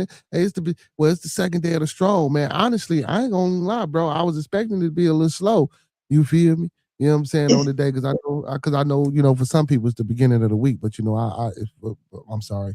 For some people it's the beginning of the strong, but for me it's the second day of the strong. You feel? You said Y'all today, say Mandy, man. Today, Mandy, Manly, Manday. yeah, Manly What Man. that is? What that is? It's Manly Manday, nigga. You don't know how to comprehend. It's Nah. Manly Manday.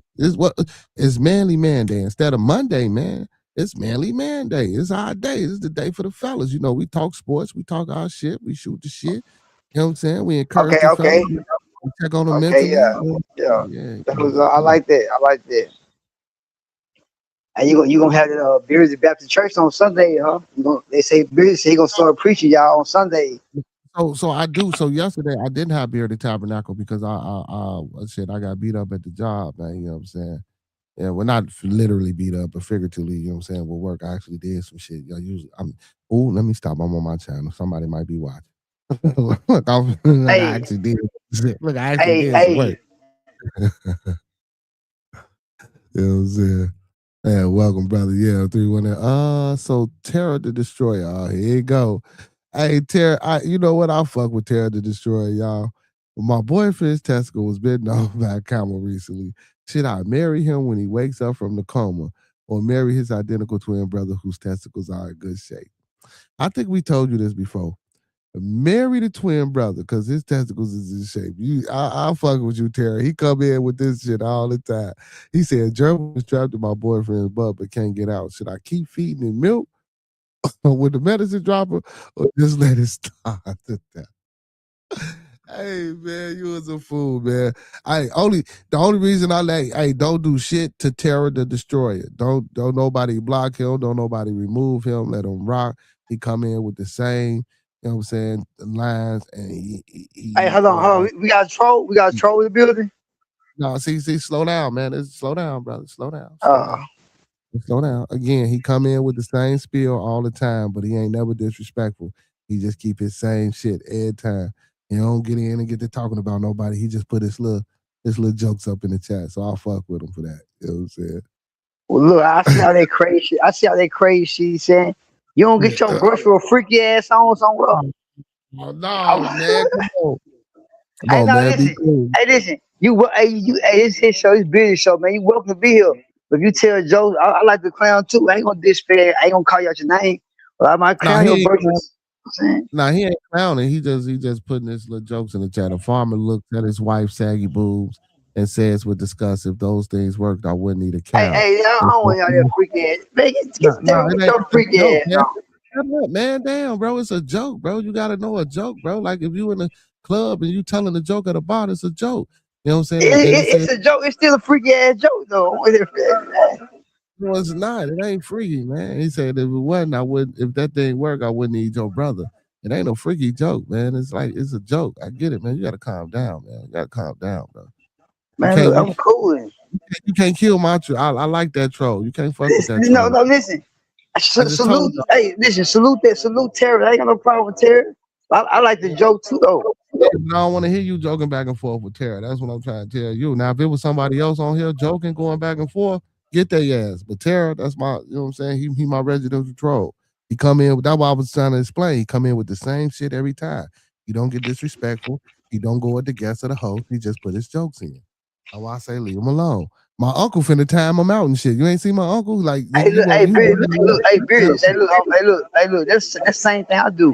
I joke. I don't disrespect when I joke. Listen, a person disrespect me. I want to disrespect that dude. Yeah, nah, you was joking and I said, nah, let it go, because you was finna go in, motherfucker. You Nah, had about 30 of them lined up. You had 30 jokes lined. I ain't talking about disrespectful, but you had 30 jokes lined up. You was finna go. I appreciate that, Kate. Tell me you wasn't finna go. You was finna go.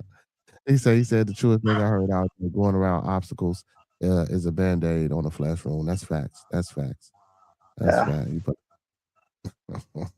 Hey, Hey, y'all see Bearded? He protective over his favorite troll. Yeah, And niggas said, no, I'm back feeling my troll.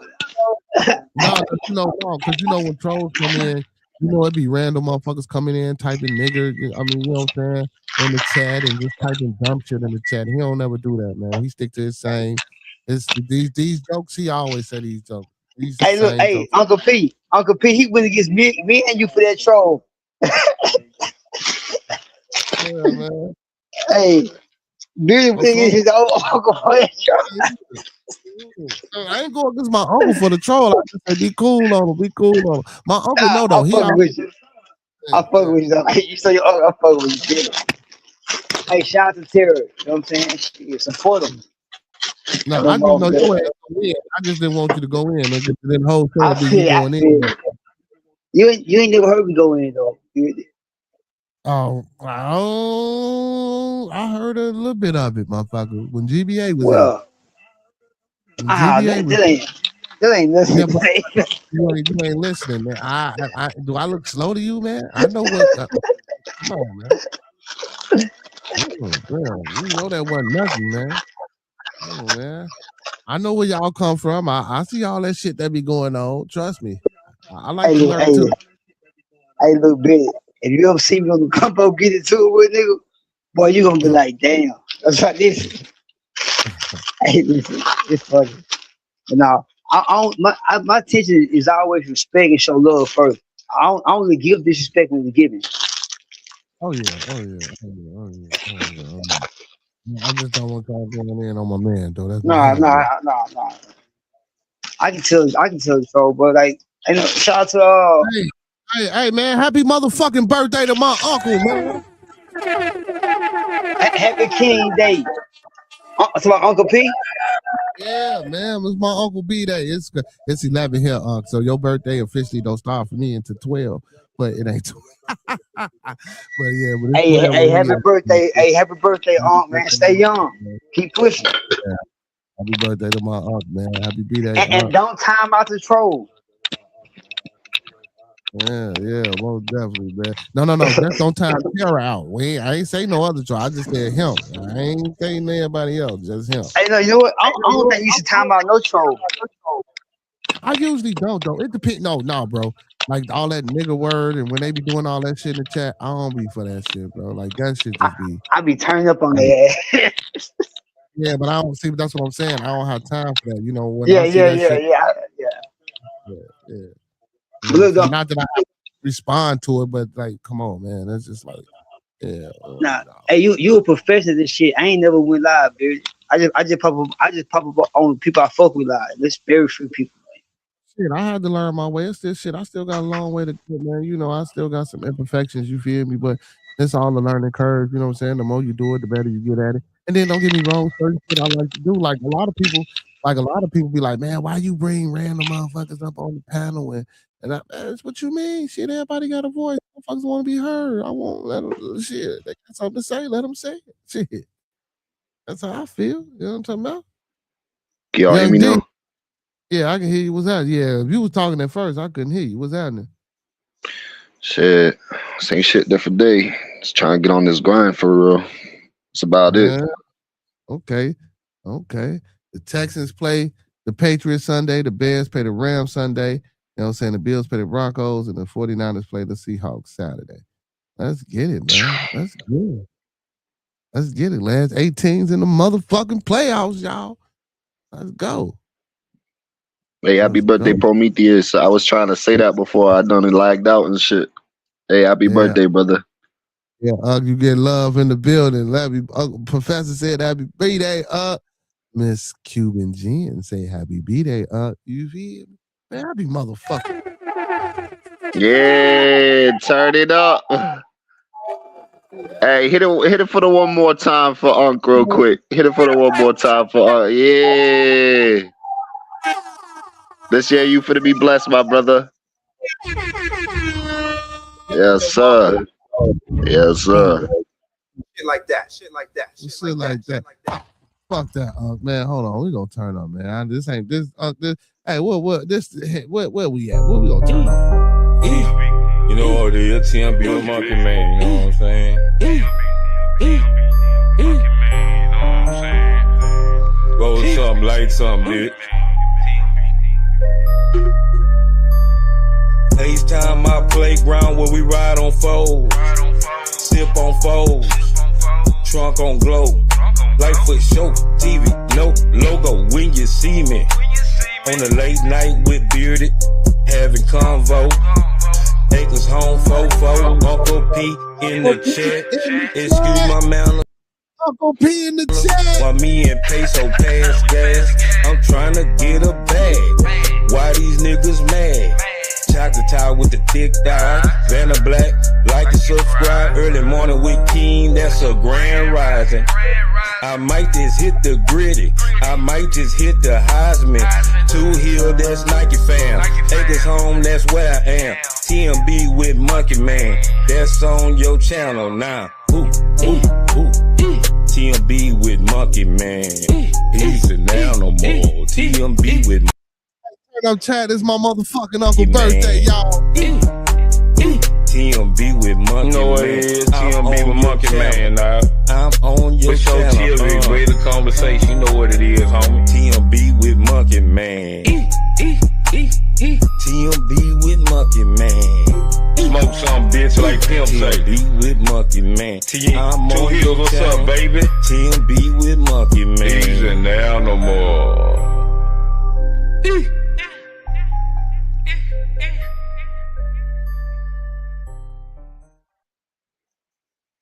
TMB with Monkey Man, man. You hear me? Uncle P in the chat. Yeah, I'm fucking with that. Yeah, man. You know what I'm talking about? Uncle Got a P. little cool little mix to it too. He on some chill shit with it too. Okay. Hey, that's for my uncle. Yeah, he put, you know what I'm saying, Blood put Unc in the song. I had to play that for my Unc, man. Happy motherfucking Hell yeah. B-Day. Yeah. Hey, now hold on, Unc. Don't go out here doing no crazy shit, cause I know you. Please don't go out here. Nah, y'all, you laughing, nigga. I know who you don't know who I'm. You don't know my uncle.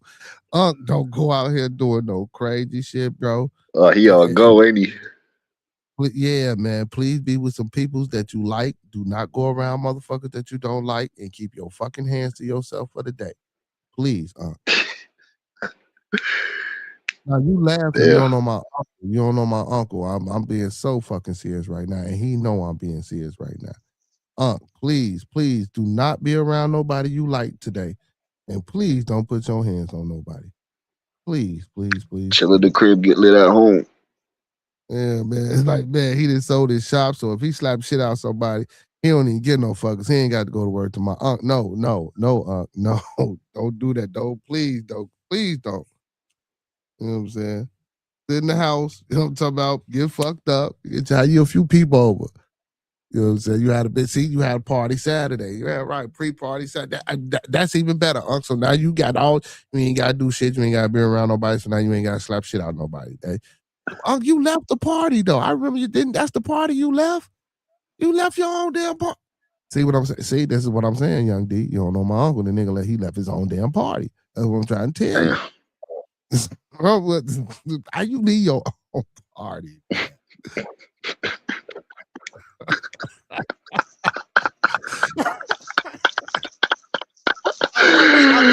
Yo.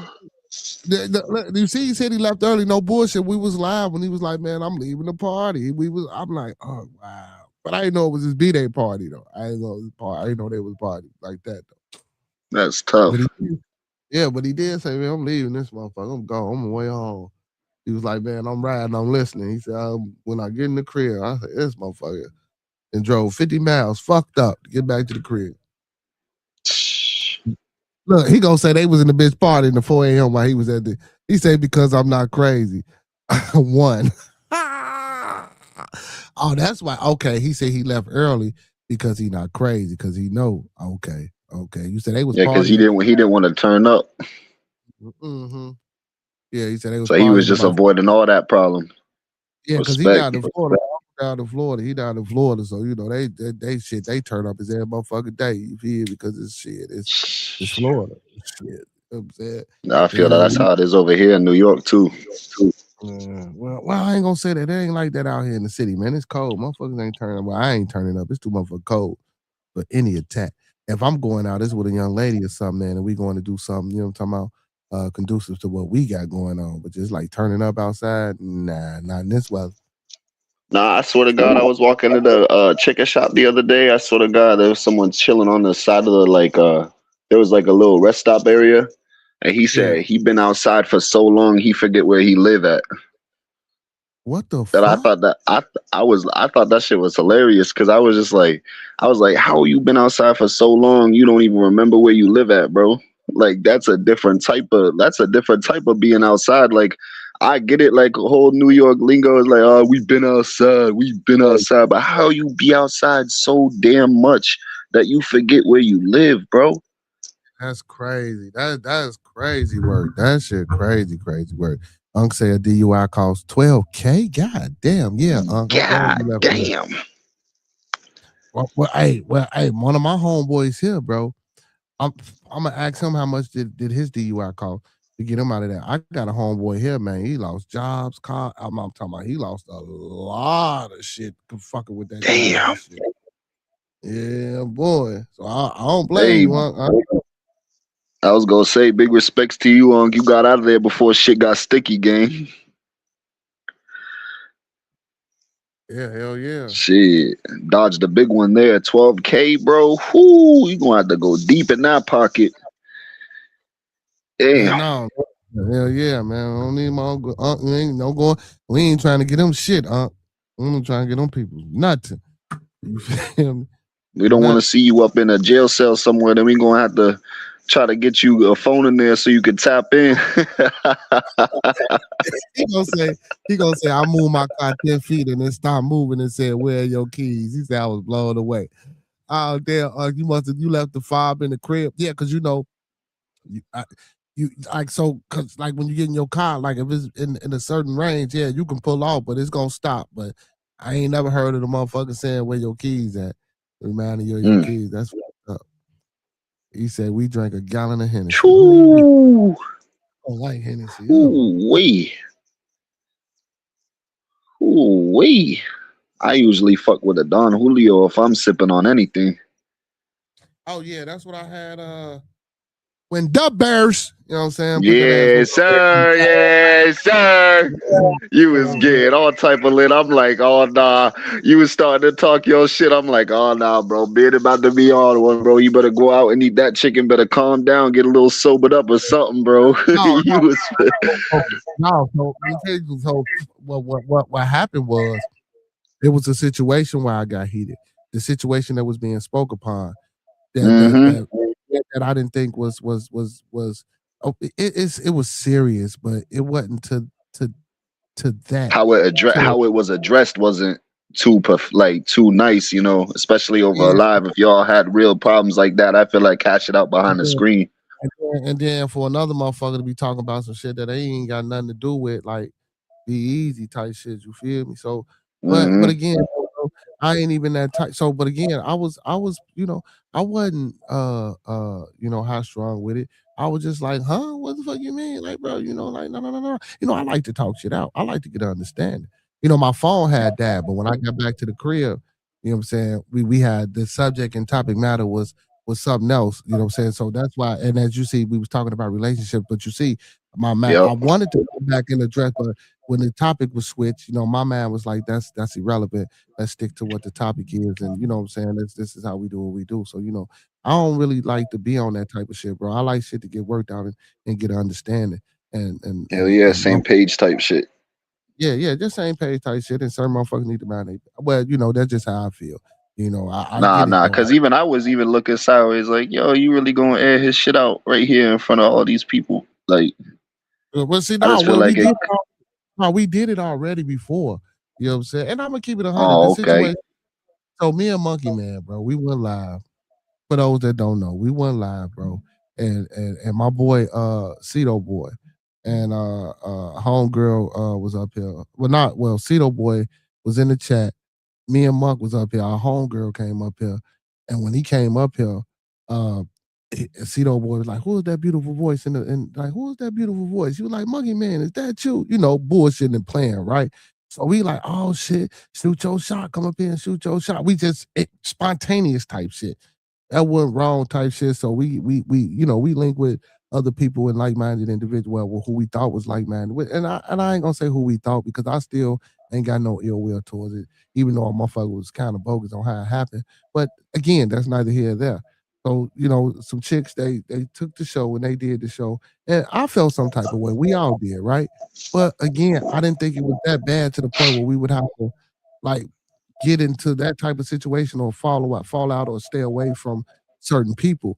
Not us doing business, yeah, but like bringing them into what we do moving forward, yeah, Right, obviously right. understand that. But for that, let that shit go. That happened. It's over with. It's past now. Moving forward, yeah, we can't do shit with nobody else because we see how motherfucker get out type shit. But that, I'm like, man, that shit. It is what it is. I ain't saying I wasn't mad. I was more pissed off than anybody though. You feel? Like, Yeah, no, for sure. but it was cool though, bro. And then I was over there. I went to the show. Motherfucker was mad because I was on the show. Like, we still fuck with these people. We support each other. Like, even though it was stolen, the idea, but I ain't really trip off that shit, bro. You feel me? Like, Yeah, I at the try end to of the be day, love's love, like type shit. I try to be peaceful, bro. Like, and don't get me wrong, I'm not saying that my Brody feelings or how he felt or how he feel is invalid. That's not what I'm saying. All I'm saying, bro, you can't get mad or upset with me for still, as long as I don't bring that shit to you. You feel me? If I'm like, I went on the Yeah, show, G. right, right. I just support it because they come on my show, bro. And then like they cool. Like it was, I didn't see it as I don't be seeing shit that serious, bro. I don't see how anybody on this internet, bro, make this shit. Not saying that that's what my Brody was doing. I'm not saying that, and I ain't talking bad about my Brody. I'm speaking in general. I don't see Just how over people analyzing and stuff. yeah, bro, like and let people get to you on this. Don't get me wrong. Now I have let motherfuckers get to me over on the internet, but these people I personally know. If I say fuck you, suck my dick, and we arguing and going back and forth with a motherfucker with the internet that I don't know, bro, at the end of the day, once this bitch gets shut down and it cut off, bro, I'm not thinking about that motherfucker no more. You know what I'm saying?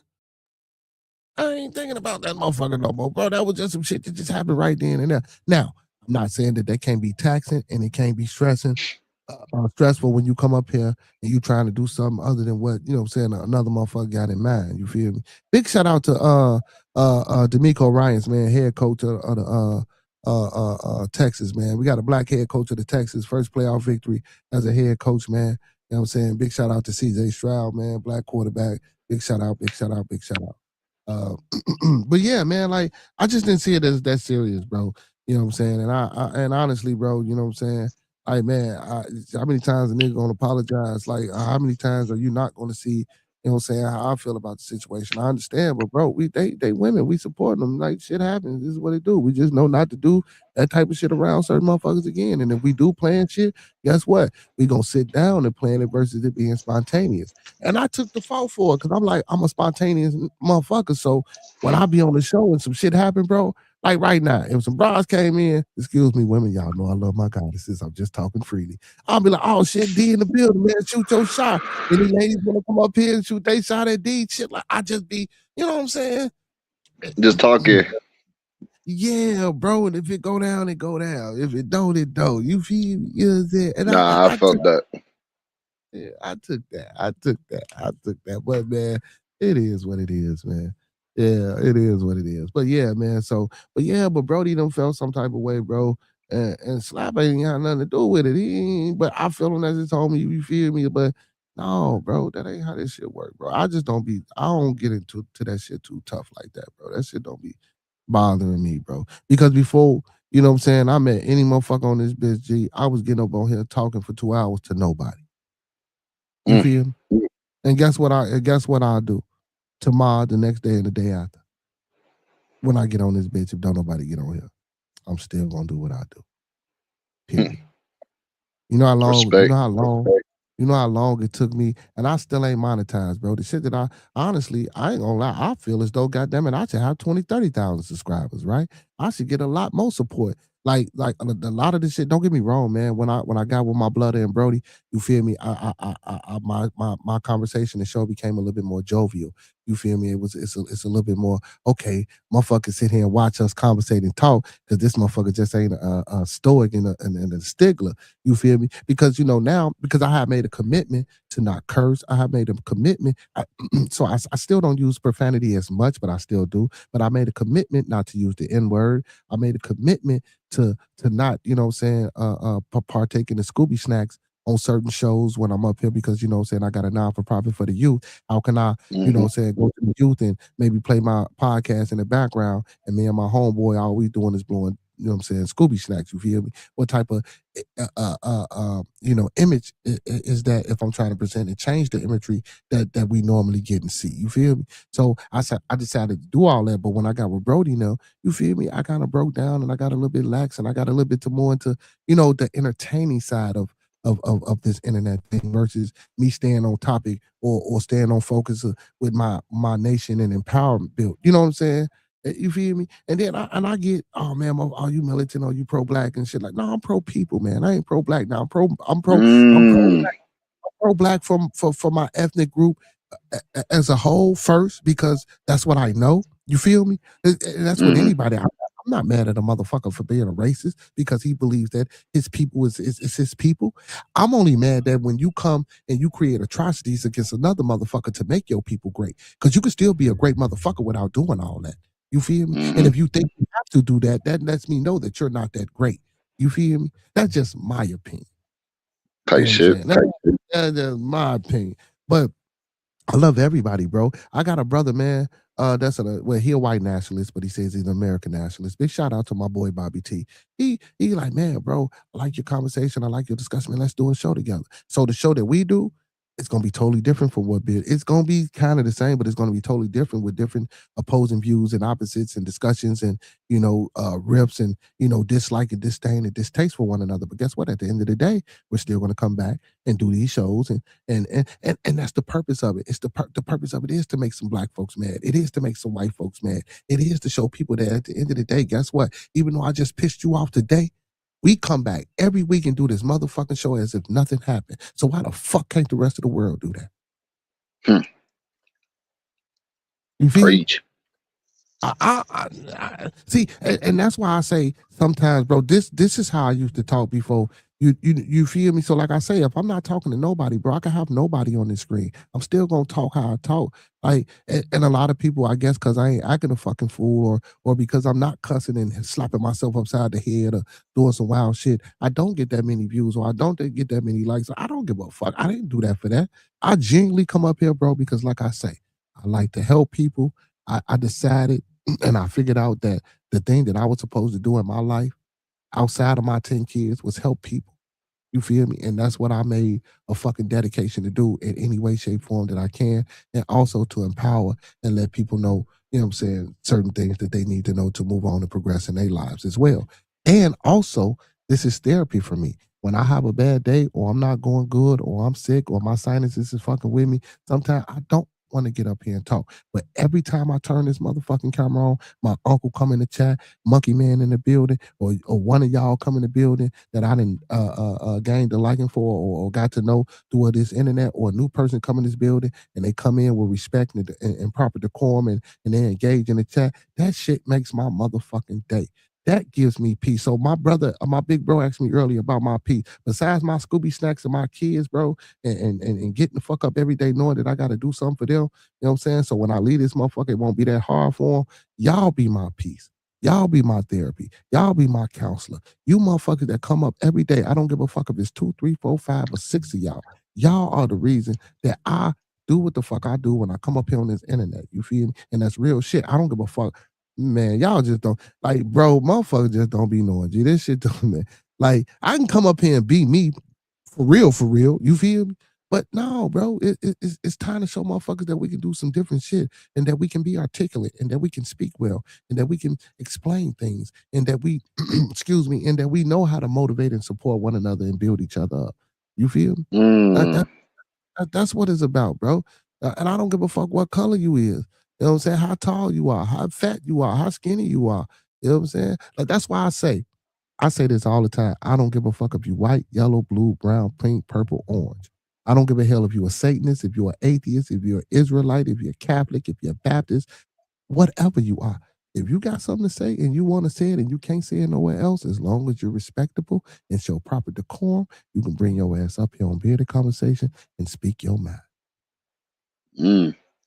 Hey, And man. that's what it's I appreciate that. I feel like everybody in the chat also appreciate that too, man. I'm glad we could also make your day like feel a little better, because I know just like for me personally, I'm not trying to speak for anybody else because they're their own person. They can speak for themselves. But when I come up here, it feels good when we can let those barriers down. We don't have to put on a front for somebody, or we don't gotta like try to make something what it isn't. We can just have genuine conversations, and like with the chat, we can definitely. I committed myself to help your channel grow instead of swagging out a women's company. Let that sink in. Shit. See that right there, bro? You see what I'm talking about? That right there, bro. Yeah. And also narratives and dialogues. Like I met this brother on another channel. Even though he come in with his man on spit shit and he always got some advice to give a motherfucker. You know what I'm saying?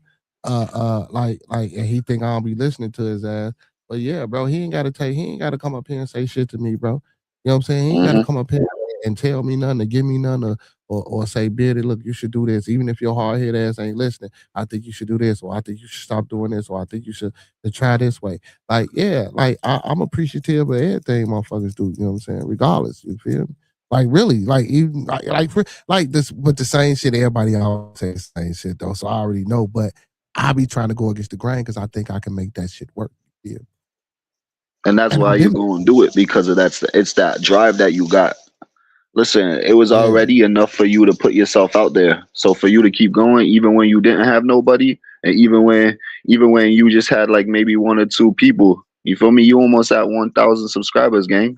That's a lot of people. You feel me? Yeah. Shit, I can't fit 1,000 people in my room. Shit, that's a lot of heads, bro.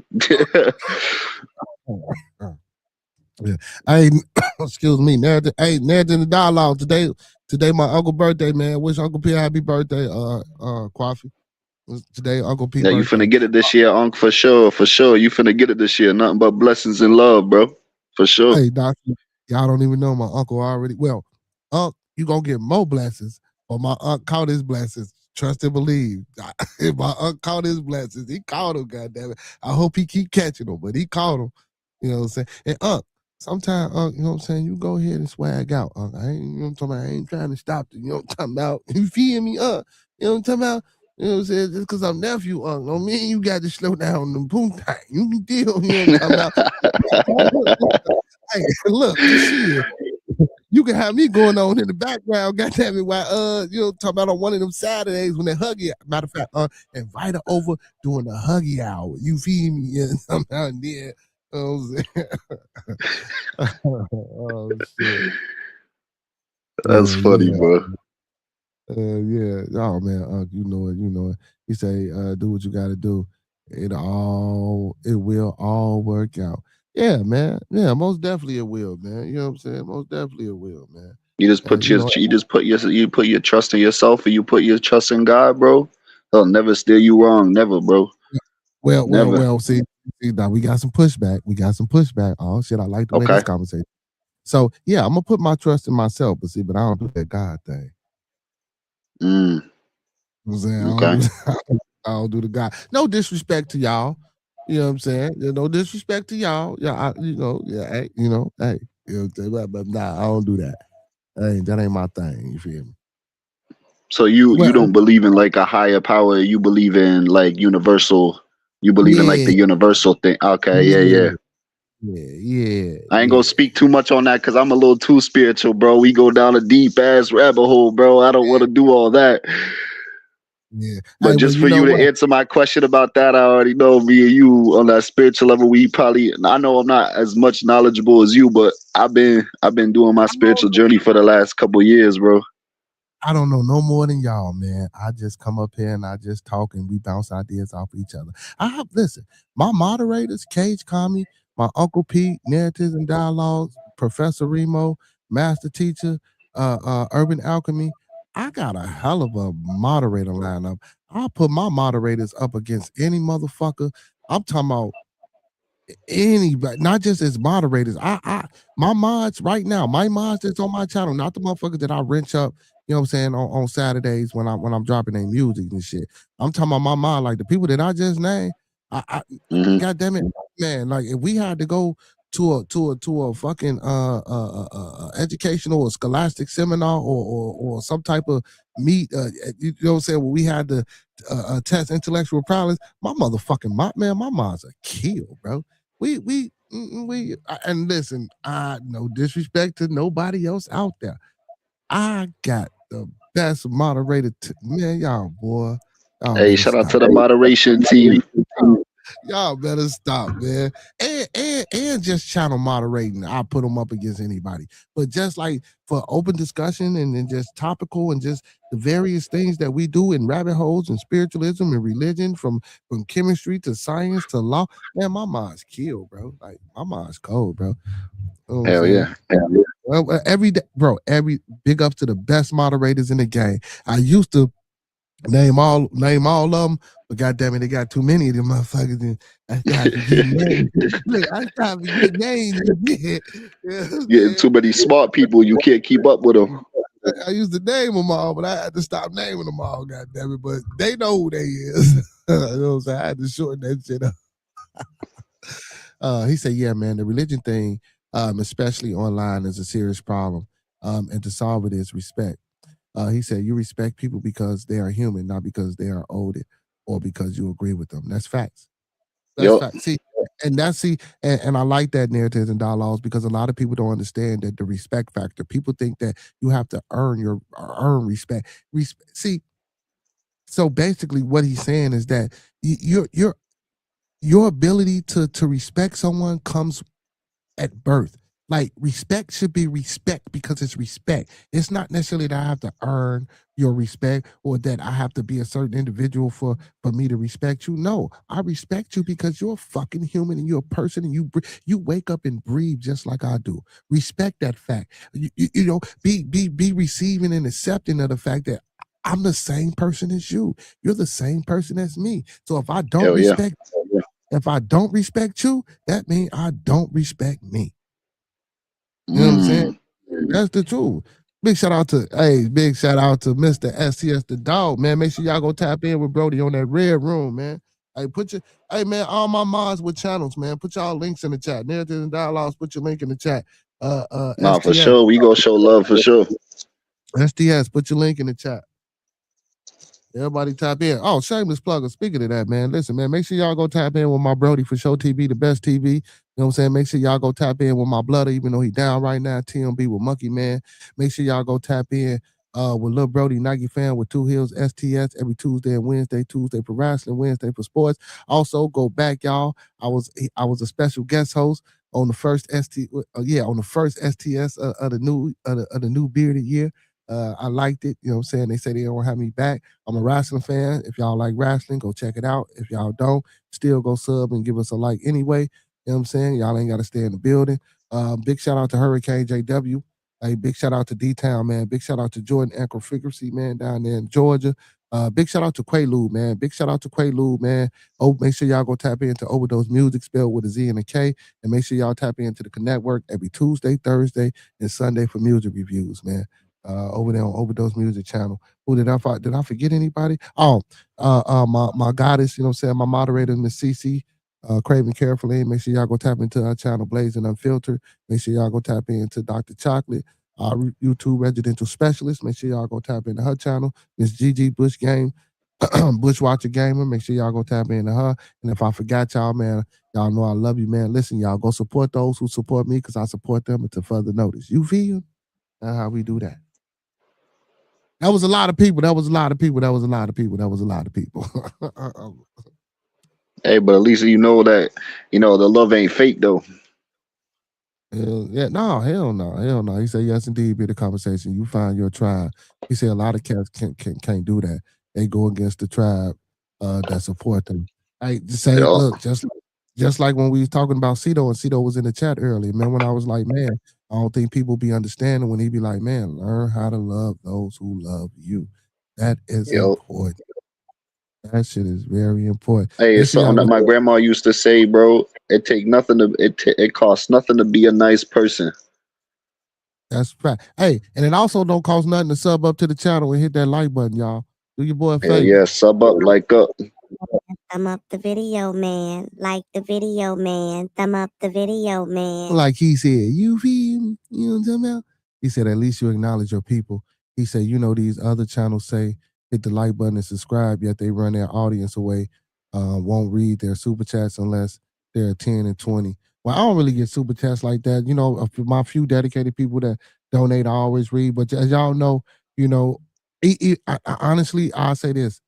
If I had 100 people in the building, so the way I do my channel, I like to be interactive, and a lot of people are not interactive. I see a lot of other podcasts, or YouTube content creator, whatever you want to call. Well, I don't consider it it's content, but it's not content like in skits and all the other shit that people be doing. But other podcasters are not really interactive with the chat. I like to be interactive with the chat. Even if I had 100 people in the chat, I would at least try to get to damn near everybody if I could.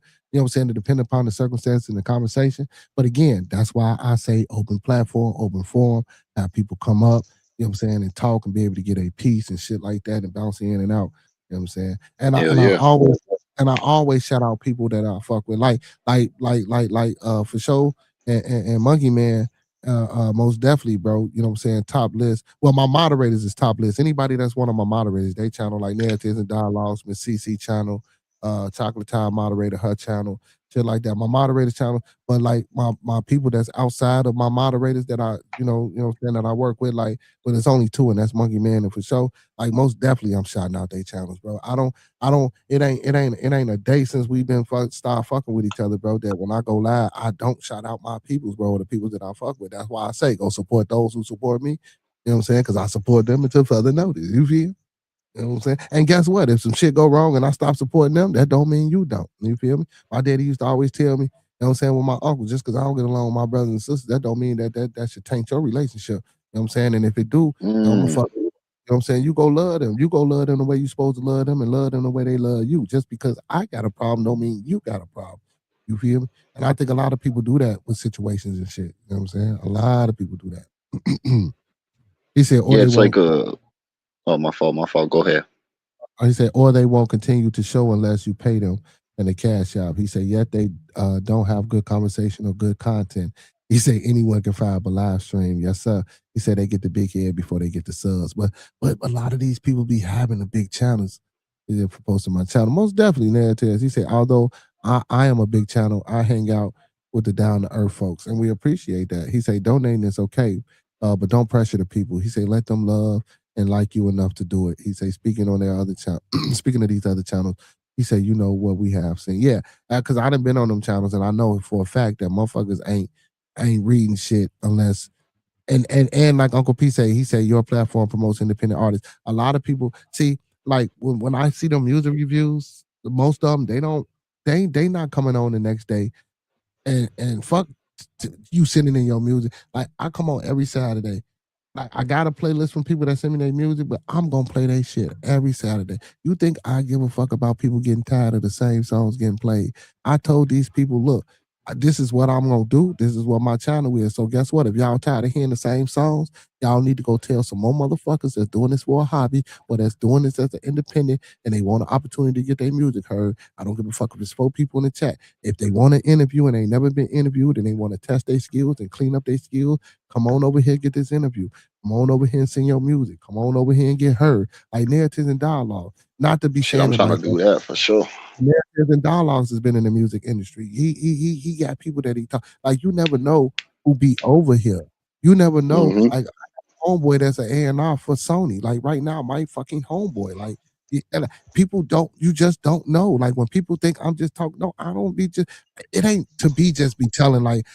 It ain't like I talk to this motherfucker every day. Well, not anymore. You know what I'm saying? But at one point in time, yeah, that was happening. But I can reach out and get in contact. You feel me? I got people that's that do this shit that can. I got my own. I got a fucking studio, bro. Me and my cousin built a studio. I don't even go over there because I don't do music like that shit no more. But I got a fucking studio, bro. If a motherfucker come out here and fuck with me, bro, we in the studio. You feel me? Don't get me wrong. Ain't shit no band lab and all that other shit. I rock with that, and I think that's innovative, and I like that the fact that that's something that artists can get into to be able to what I'm saying, create when they need to create. Yeah, that's what I make my music on, BandLab. You know what I'm saying? So I rock with that. Yeah. So I do a lot of things, man. Like I said, I just try to support, man. Gee, I don't ask for nothing for this shit. Not saying it like that, but yeah. But don't get me wrong, Cash App now and again, that shit do be that shit do be nice though. You feel me? Because you gotta pay for the stream, y'all. I gotta pay the lights for the lights to stay on to come on and go live and talk to y'all. And not only that though, man. It ain't even about that shit. Like I say, if I get the likes and the subs, bro. Donations and cash apps, that shit'll come. If it come, it come. If it don't, it don't. You feel me? Because I ain't banking on getting paid off of y'all. I'm banking on the popularity and y'all like he say, liking and loving me for who I am and genuinely and sharing my shit out. You know what I'm saying? And that's how the popularity is how you get the money. Because once I gain the popularity, you get picked up by particular individuals or networks, and oh man, I give you $100,000, man. You do 10 shows to see for 2 seasons or some, how to, how shit be set up. You feel? You know what I'm saying? So yeah, ultimately that's gonna be my goal. Goddamn it, give me that 200 million y'all just gave Charlamagne the God, whack ass.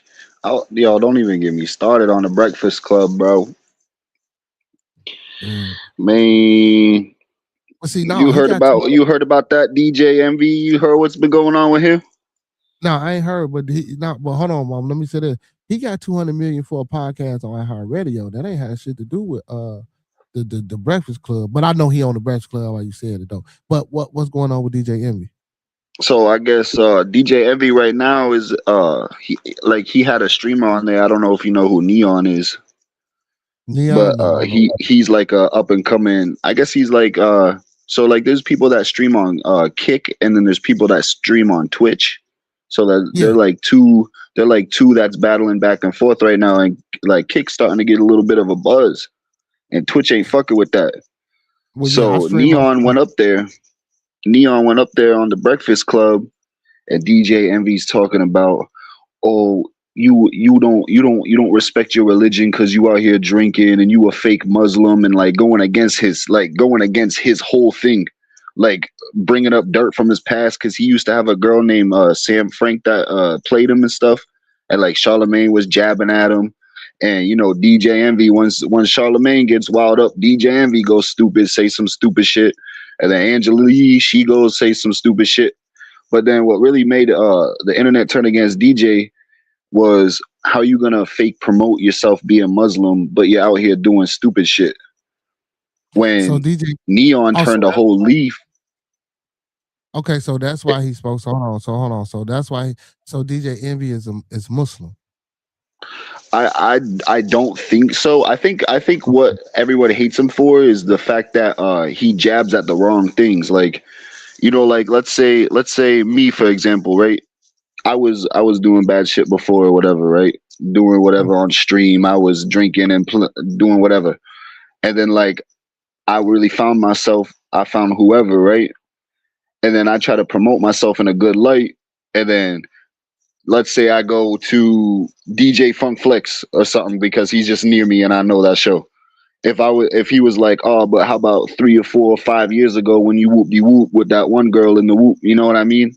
And it's just like, why are you trying to promote myself in a bad light when I done all this hard work to flip my whole character around, flip everything that I got going around, especially now since I had a good influence, because Neon got probably about like 20 million followers, bro. Like he's really up there doing crazy numbers. Like, I never heard of him. What do he do?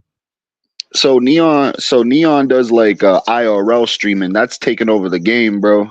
IRLs, like people they pay like cameramen, and they pretty much like live stream like their daily habits or whatever, like going out to like a nice restaurant, or going to spar with like a UFC fighter or something like that.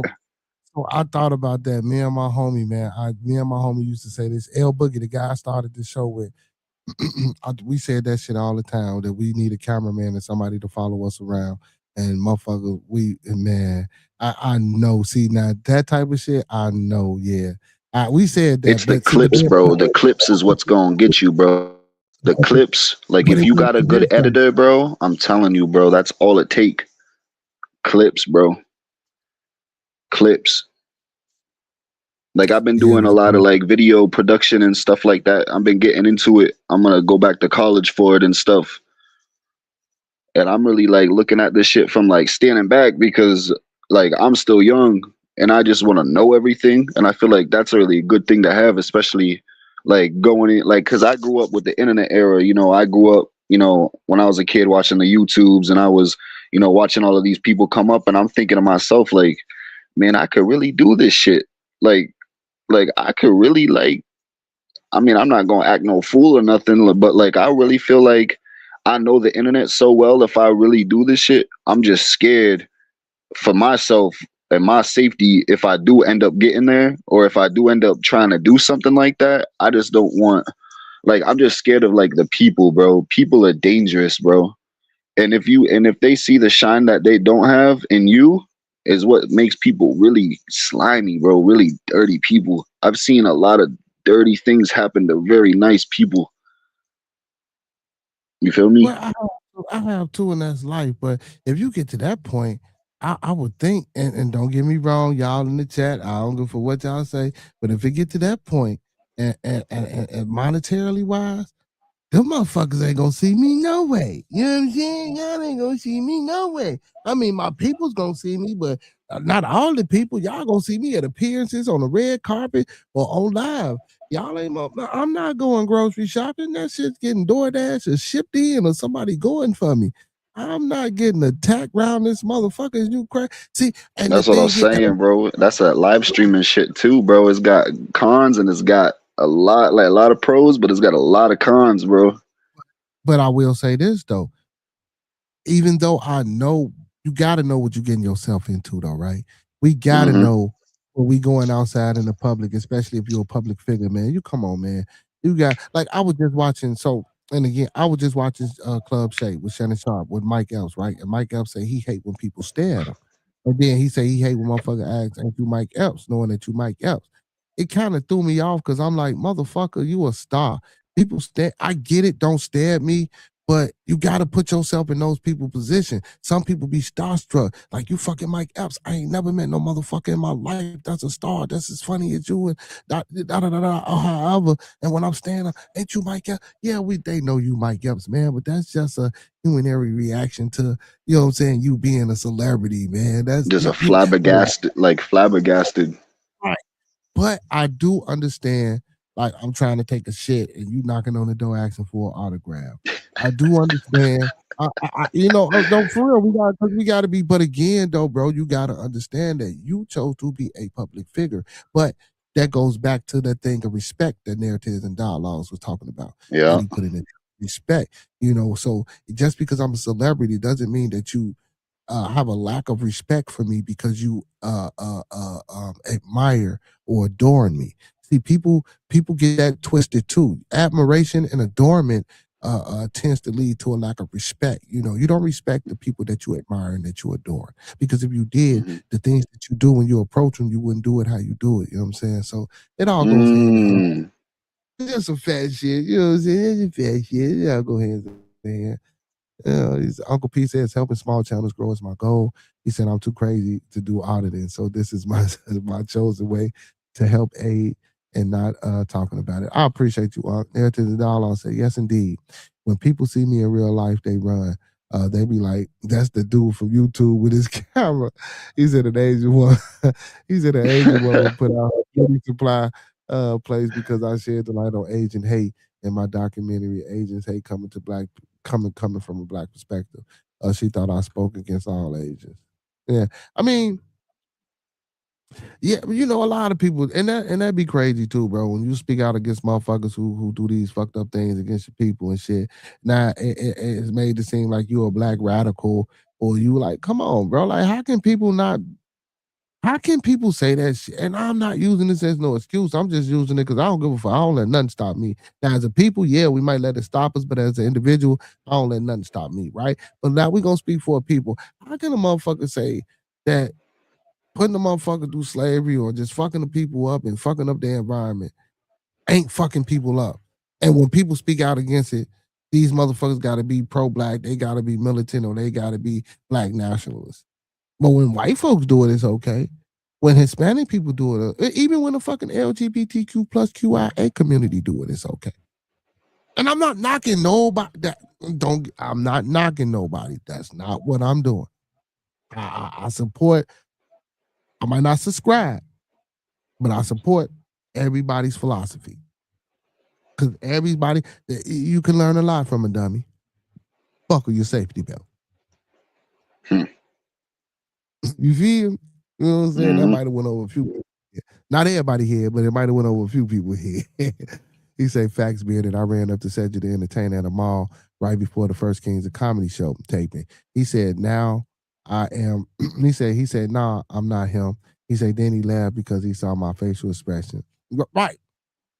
But see, that's what I'm saying. But you didn't go up. That's what I'm saying, bro. They think because, and then, like I say, sometimes it's about the approach. But again, you're a public figure. So I was just saying to you, Young D, you know, if you do get into this, and I understand the fear, right? And I'm not saying that you shouldn't have that fear, but you got to know that being a public figure, these are some of the things. But so if you want to do it, and if you're going to do it, just take the proper procedures and put certain things and protocols in places to where that you can cut back the lack of you know what I'm saying, this harm that you might be fearing or facing from being so popular. I feel like it's just not I feel like it's just not like fear for my safety or whatever, bro, because I can handle my own. It's just like I like I was saying, like I know how grimy people can be, you know, and I seen some of my closest people get backdoored by by family just because they was up on some bread.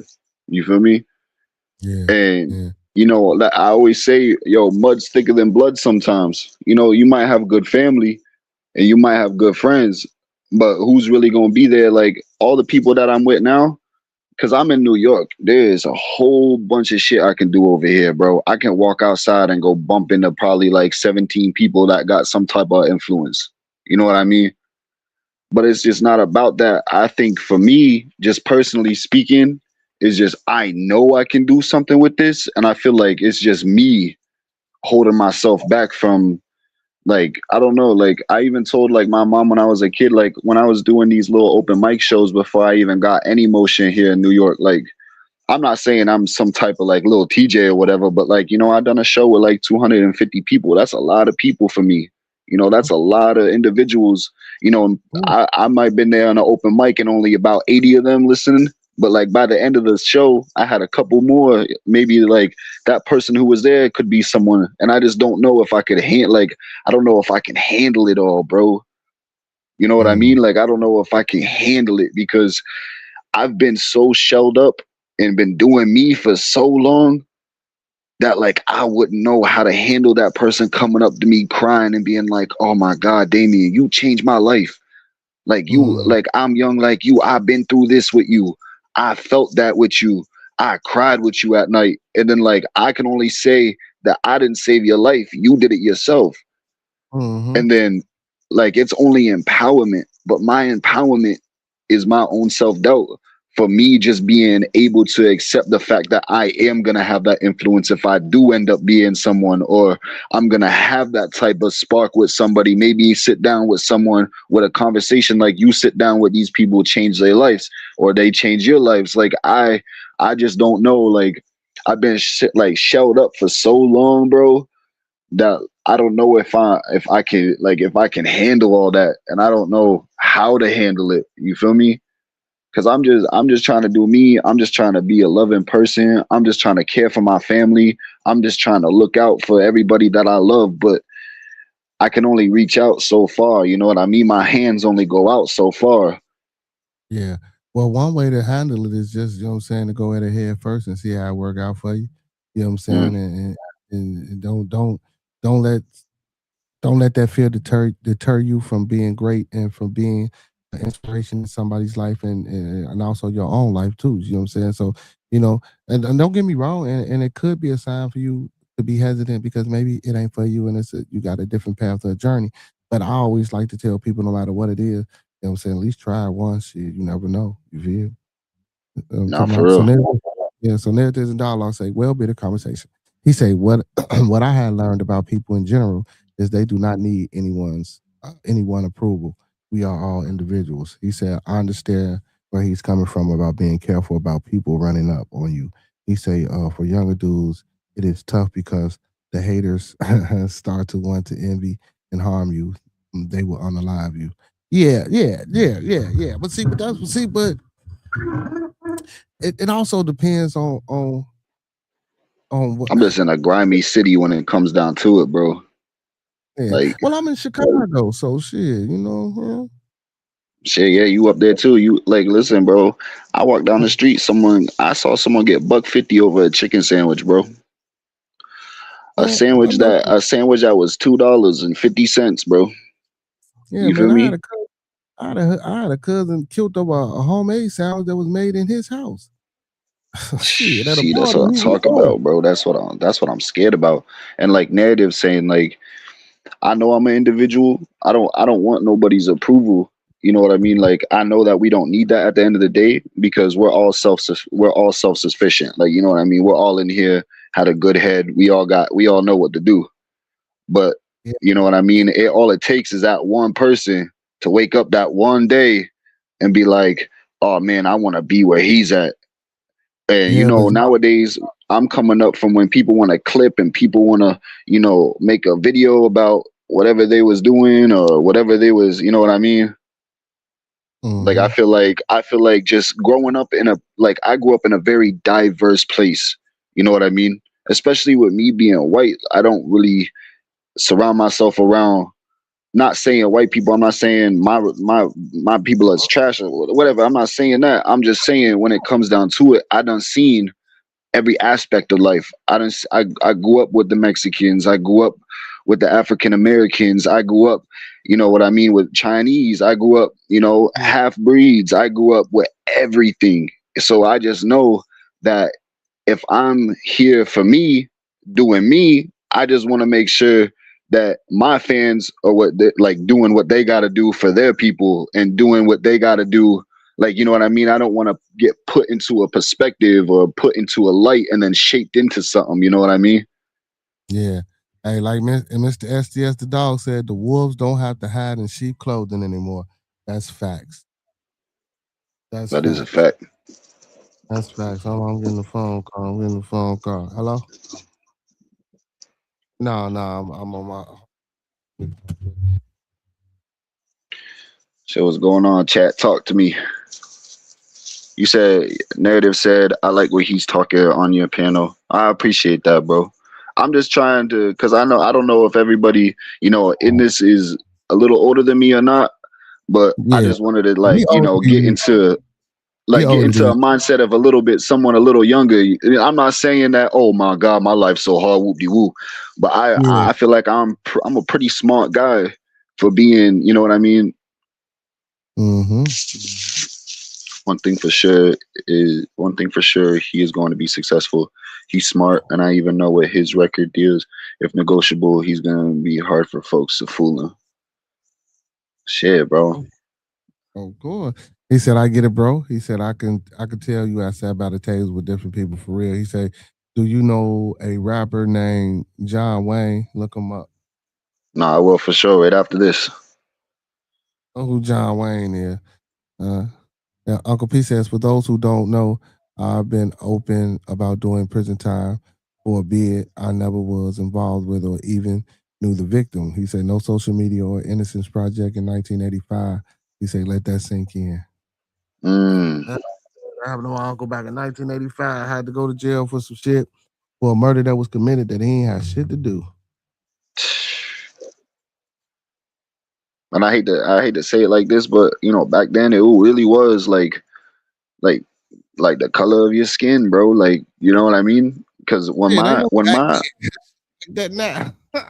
No, like I'm saying, not like that, but I'm saying like I'm just saying from just from what I've been through with my like what I've seen. You know, I have a couple friends, their uncles and their aunties. You know, they grew up crazy. Like they always say the same thing. They like you don't know what it's like to hit that hot comb against that skin in the morning, and you don't know what it's like. You know, going through whatever struggle you gotta go through, and I feel like that's what that like you know what I mean. I feel like that's what everybody has so many different perspectives on. Like everything's always got to be about like an influence of something, you know what I mean? And it's like, oh, you're better than me because you got more money, or oh, you better than me because you smarter, or you better than me because you got this, you know what I mean? I feel like at the end of the day, bro, it's like you were saying, it all comes down to respect. It comes down to loving each other, bro, because at the end of the day, we are the people who created life. We are the people who, you know, are walking around earth sharing love, sharing these conversations at 1 o'clock in the morning or whatever time it is where everybody's at. You know, not too many people have this shed of light on how it is to be real, you know, like how it is to have somebody in your corner like that, or have somebody to talk to you like how you talk to me about my music and you keep it real, and how Narrative just said like, hey, you know, he's pretty smart, I feel like he can do something, and whoop-de-whoop. See, for me, that means a lot to me, bro. You know what I mean? Yeah, That means that's why like the absolute world to me, bro.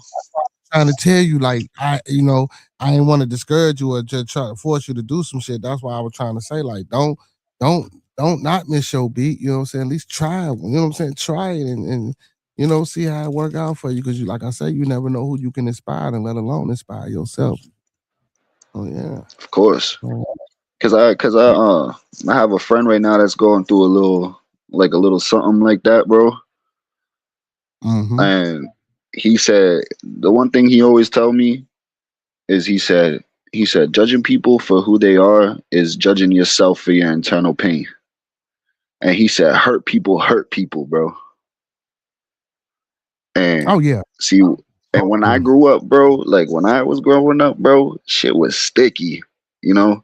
Like I grew up, you know, I had to grow up when I was 14, 13, 12, helping my mother get through shit, you know, and I just like if I like it all comes down to this. This is what I was just trying to say, because I can ramble about like everything, but I just want to say that if I do end up Brother, having your any time to type of talk, power of brother. influence, bro, Yeah.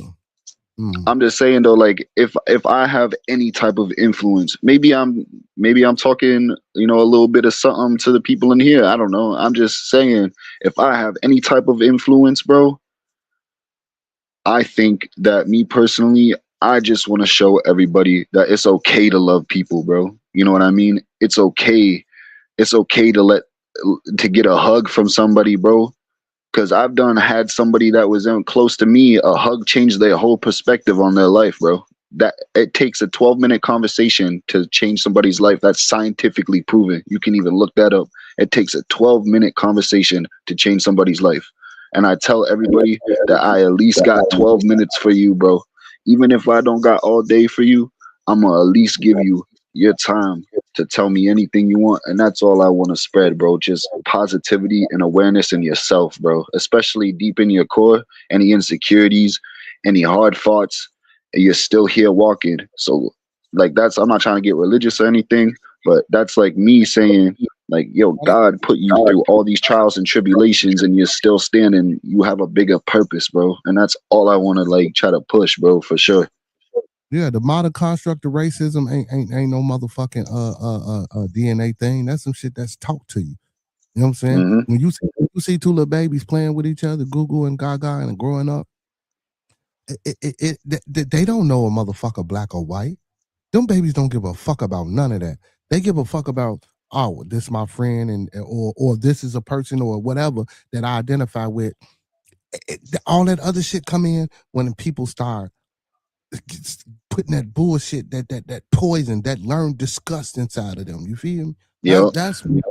That's when all that shit come into play. You know what I'm saying? He said the white people out here. Oh, hold on, he said the white people out here are not like the Southerners or super racist. You see behind the avatars on YouTube. He said, yes, indeed, hurt people. That's a fact. He said, man, this brother on the panel has really touched me tonight. He only 24. He 24. He 24. You know what I'm saying? I'm 24, my friend. He said, by the way, Whitey will be the minority in 20 years. My uncle a fucking fool, man. He said, I wonder who will be the oppressor after that. Oh, Yeah, shit. you crazy, Unc. You crazy, Unc. Oh, man. He said, Whitey will be the minority in 20 years. I wonder who will be the oppressor after that. He say, hard to find people like him, real talk. Hey, man. It ain't hard to find Hey, people man, like Young D. Hey, you find these type motherfuckers on Bearded Conversation. That's why when you yes, wake up in the sir. That's why morning, you need to wake up, subscribe, like, share with your auntie, your uncles, your sisters, your cousins, your mothers, your fathers. Everybody needs to tap in because it's only the real over here. Talk to them, Bearded. Let me hear it. Talk to them. You know what I'm talking about, man? On the way to the store, the grocery store, your neighbor's front door, the backyard, wherever you at, man. Hey, ask motherfuckers, you heard about Bearded Conversation? If they say no, tell them to type it in. As soon as I pop up, hit that sub button, man. The children are welcome. Your grandmas Yes, are welcome. sir. Aunties, your uncle. Man, we got something for everybody every day of the week, man. Every Monday through Thursday, man, we talk about different various topics of discussion here. I try to have intellectual discourse. You feel me? And just good words to the people. Every Friday, you know, we try to find independent music artists, you know what I'm saying, to highlight an interview. Every Saturday, I play their music, and every Sunday we do. Yeah, how would you go about signing up for like a interview? Because I definitely want to be like a part of that for sure. Oh well, shit! All you got to do is send me a photo so I can make a flyer so I can promote it for the week on my other you know, I make a flyer, I run it on my TikTok, on my Okay. Facebook. You know what I'm saying? My Instagrams and shit like that, you know what I'm saying, to get people and just notice or whatever.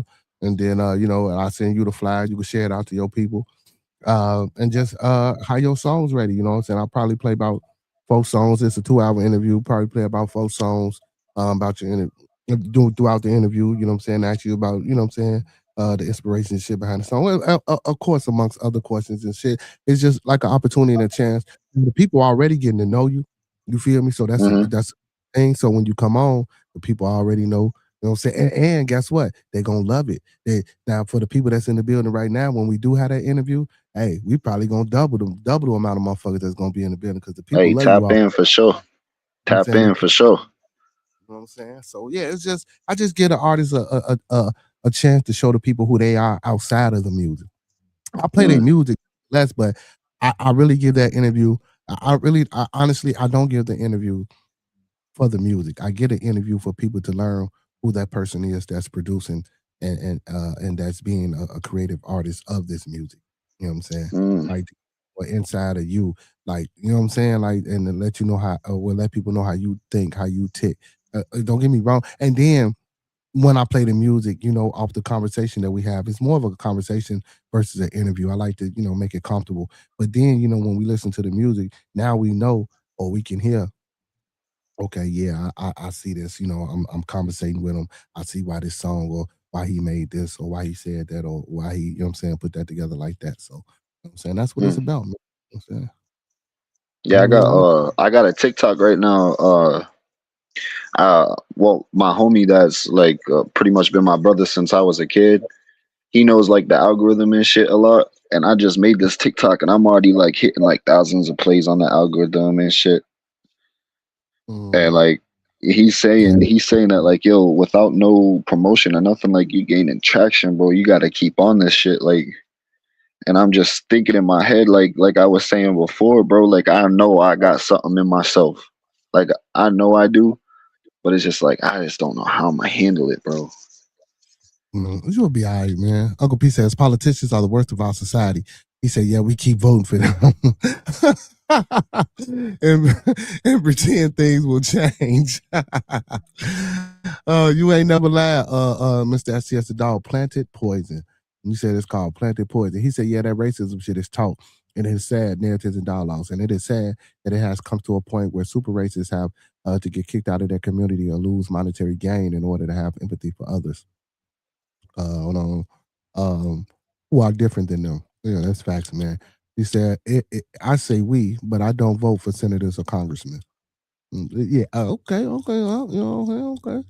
He said he really does have good interviews. Yeah, I do. I be trying, man. I be trying, man. You know, I'm Brian Gumble / Maury Povich / Jerry Springer / Montel Williams / you know what I'm saying? Yeah, I'm Jones and know what I'm saying? Slash.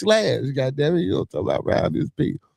He say, I've been trying to interview, man. I'm gonna punch you I'm gonna punch you through the net. I've been asking you for an interview for the longest, man. When I first met you, I asked you for a motherfucking interview.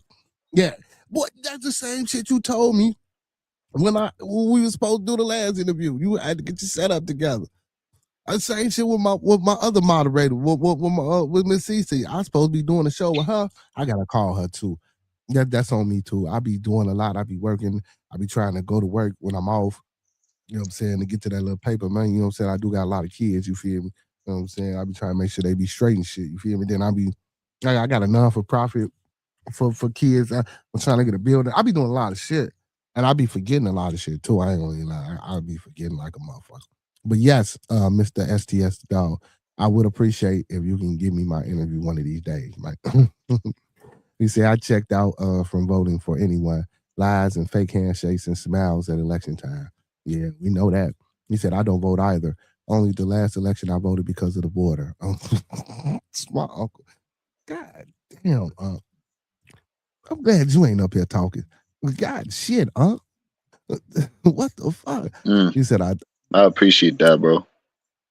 He said, I think you will do well, bro. He said, just have real people around you and stay humble.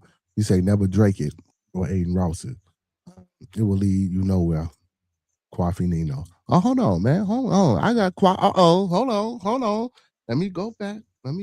I gotta get him one. I gotta give you one. Hold on, Coffee. Words of Wisdoms by Coffee Nino. I think you will do well, bro. Just have real people around you and stay humble. Never Drake it or Aiden Ross it. It will lead you nowhere. You know what I'm saying? Words of wisdom. You hear me? You ain't had to chime in a minute. Words of wisdom. He said, remember I said that you will do fine.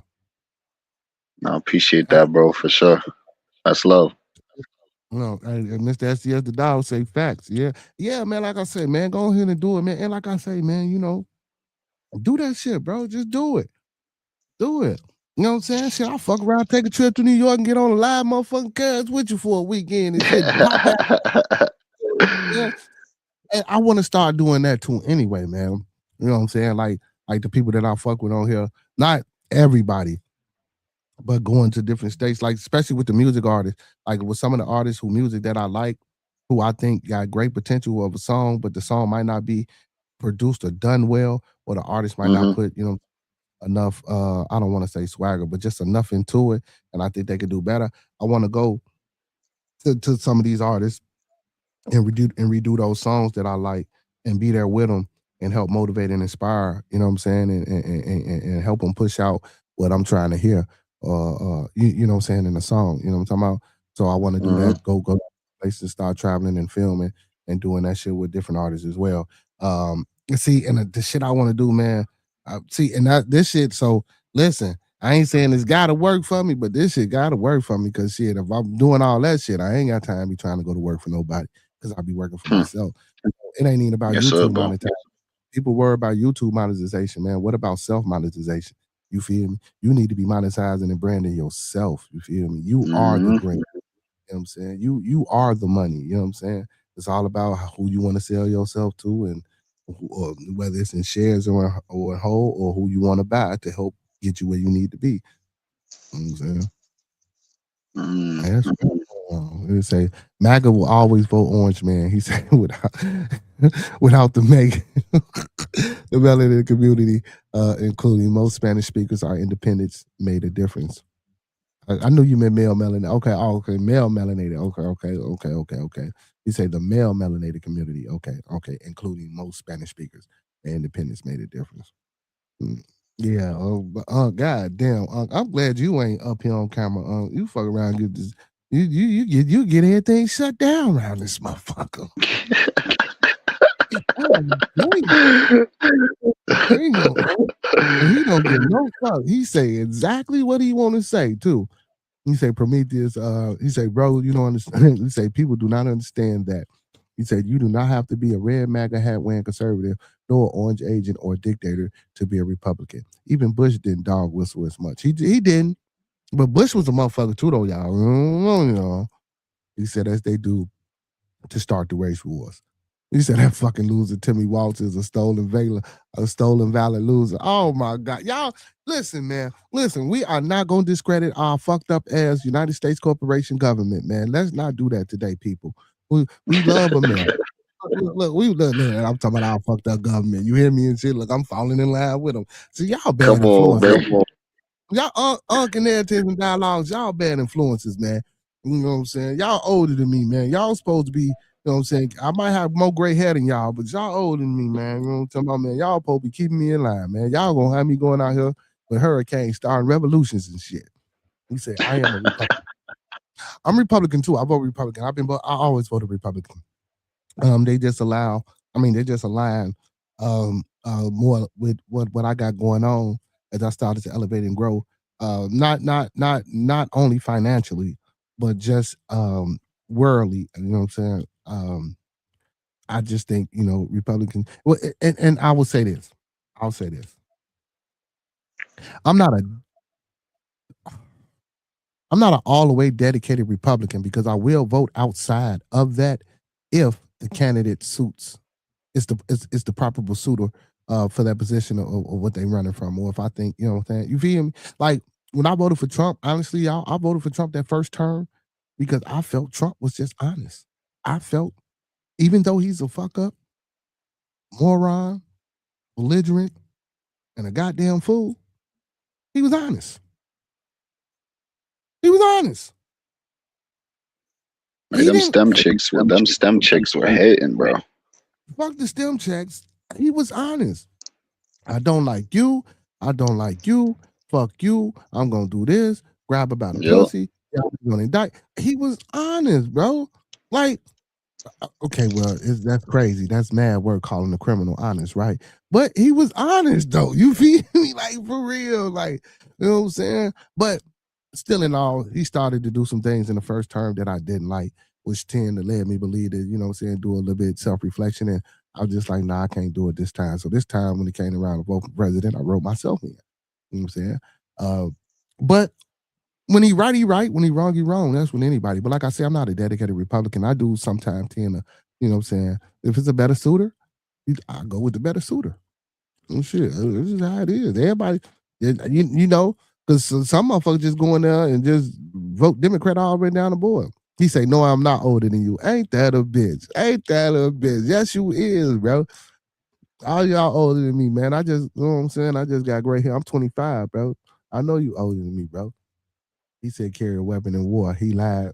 He got called out. He said, are you crazy? How old are you, narratives and dialogue? I'm 25. He said, I hate voting for sheep. He said, that was a shot fired, 1983. Here, bro.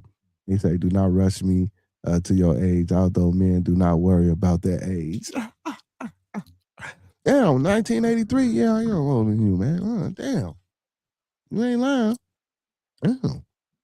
I am older than you, huh, narratives and dialogue. Okay, young man. Hey, man, respect your motherfucking elders when you come. Hey, young D, tell them, respect your motherfucking elders when you come in here, narratives and dialogue. Hell no. Hey, man. Let me stop, man. I'm just playing. Hey, man, look, I appreciate all y'all for tuning in and snapping, man. We got a few people in the building. Do your boy a favor, man. One more time, man. I know I didn't ask a couple of times. Do your boy a favor. Like the video, man. Thumb up the video, man. Like the video, man. Thumb up the video, man. Like he said, you feel me? Hey, listen, y'all. Hey, you know it's a 2-hour publication, and we've been going for 3.5, right? I do got to get up and make them donuts in the morning. So what I like to do, y'all know what I like to do before we get up out of here, man. So we got Young D up on the panel. Young D, you ain't never really been up on the panel. Well, you have the other day, but you got up out of here. So before I let my panelists go, I like for them to give a few words of inspiration to say something to the people that's watching, whether you want to tell them fuck you or jump off a bridge, or if you really want to give them some positive words of inspiration. I like for my panelists to close us out. So without any further ado, Young D, take your time, tell the people something good. Hey, man, I just wanted to say, just keep a good heart for all your peers, for all your family members. Keep your tears, keep your faith, just make sure no matter what happens to you, you keep pushing. No matter, you know what I mean? No matter if you 10 years older than me, 10 years younger than me, you want to keep pushing it no matter what, because at the end of the day, all you really got to do is when you put your head down is worry about yourself, worry about what you got to do for yourself. And yeah, I just like to keep it short and sweet. I just want y'all to know, have a good night, have a blessed morning, have a blessed day tomorrow. And yeah, that's all I got to say. Hey, man, I like that, man. Hey, and y'all know what it is with me, man. I'm going to leave y'all like I came to you, man. Hey, everybody out there watching, you know what I'm saying? Everybody that's going to come in and watch, whenever you do, listen, let's keep everybody in our thoughts, our prayers, our views, and meditations. Once again, let's keep everyone in our thoughts, our prayers, our views, and meditations. And lastly, y'all, let's keep everyone in our thoughts, our prayers, our views, and meditations. And don't forget to master those 5 key components of life. That's love, peace, respect, motivation, and inspiration. That's love, peace, respect, motivation, and inspiration. And one last time for those in the back that was probably being hard-headed doing some shit instead of listening to your boy. That's love, peace, respect, motivation, and inspiration. And don't forget to E40 that thing, man, to sprinkle a little support on top, because a little support go a long, long, long, long, long way. If you don't believe me, try it out. If it don't work, come on back and we can talk about it, man. Hey, big ups to everybody for hitting the stream tonight, man. Big ups to my panelists, man, for jumping in the building, man. Young D, Yes, you sir. feel Yes, me? sir. Hey, man, Young D, man, listen, the people love you, bro. You know what I'm saying? Your conversation is golden, man, anytime. Listen, ain't no anytime, man. Bring your, man, you know what I'm talking about? Come mess with you with Yes, that. And sir. you got some, bro, you know, you always welcome, bro. You know what I'm saying? And that's for everybody else, man. Narrative Dialogues, I appreciate you, man. Listen, you know, I say this all the time. I try to provide a safe place and a safe space for people to come, you know what I'm saying, to talk, wind down, to vent, or whatever, you know what I'm saying? So for people to come actually mean and just not talking that shit and just telling that shit to me, you know what I'm saying, and mean and really mean that they really come over here for that. I really do fucking like I don't be bullshit, bro. Like when I say y'all my therapy, bro, I really appreciate that shit. Cause y'all could be doing any fucking thing else. And I might not be the most top content creator or talker or whatever, but we a family and I appreciate everybody, man. From the bottom of my heart to the top of my mind, man. Y'all know what it is. Without y'all, it wouldn't be no bearded conversation. Big ups to all my kings and all my goddesses that's moderators on my channel. I love y'all. Peace, love, and abundance. And y'all know what that means. Hey, without any further ado, all superheroes don't wear capes, but they still need their theme music. So to all my superheroes, all my Beardonians, and all my beautiful people, man, hey, we gonna turn up to my blooder, and we out, y'all. Peace. You know what it is, TMB Monkey Man, you know what I'm saying?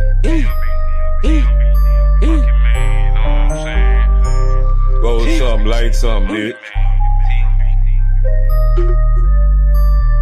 FaceTime my playground where we ride on foes, sip on foes, trunk on glow, light for show, TV, no logo when you see me. On the late night with Bearded, having convo. Acres home, fofo, Uncle P in the chat. Excuse my manners, while me and Peso pass gas. I'm trying to get a bag. Why these niggas mad? Chocolate tie with the thick thigh. Vanna Black, like and subscribe. Early morning with Keen, that's a grand rising. I might just hit the gritty. I might just hit the Heisman. 2 Hill, that's Nike fam. Acres home, that's where I am. TMB with Monkey Man. That's on your channel now. Ooh. TMB with Monkey Man. He's an animal. TMB with Monkey Man. TMB with Monkey Man. You know what it is, TMB with Monkey Man, now. I'm on your channel. TMB, greater conversation, you know what it is, homie. TMB with Monkey Man.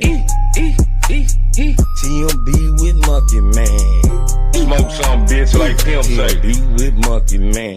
I'm on 2 Hills, what's up, baby? TMB with Monkey Man. He's an animal.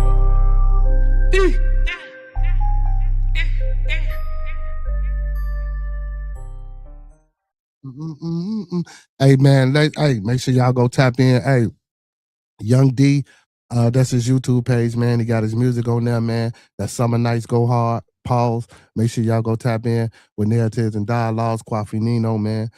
Big shout out, hey, to Lil Bro. You feel me? Respect your elders. Hey, y'all know what it is. TMB with Monkey Man for Show TV. Bearded Conversation, the 3 best shows on motherfucking YouTube. Hey, but guess what? We still got our peoples, man. Miss Chocolate, make sure y'all go over there, hit that community wall, get y'all 30 minutes with her. Make sure y'all go tap in with my broski, you know what I'm saying, for that revolutionary shit with the HHN Report and the Fuck the Government podcast, D-Town's Finest, Hurricane JW, you feel me? Big shout out to Big Bro, Quaalude. Make sure y'all go tap in with Overdose Music. You know what I'm saying? Over there, you feel me? In the Connect work. Lil Bro, Nike Fam, Two Hills STS, man.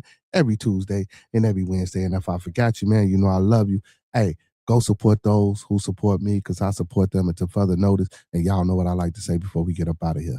Those that fuck with us, fuck with us. Those that don't, fuck with us anyway. When we come together, may we always meet on the level. Once we in each other's presence, may we always be humble and plumb. And when we leave each other's presence, may we always part on the square. Some more to be, some more to be, some more to be, so may it be, y'all.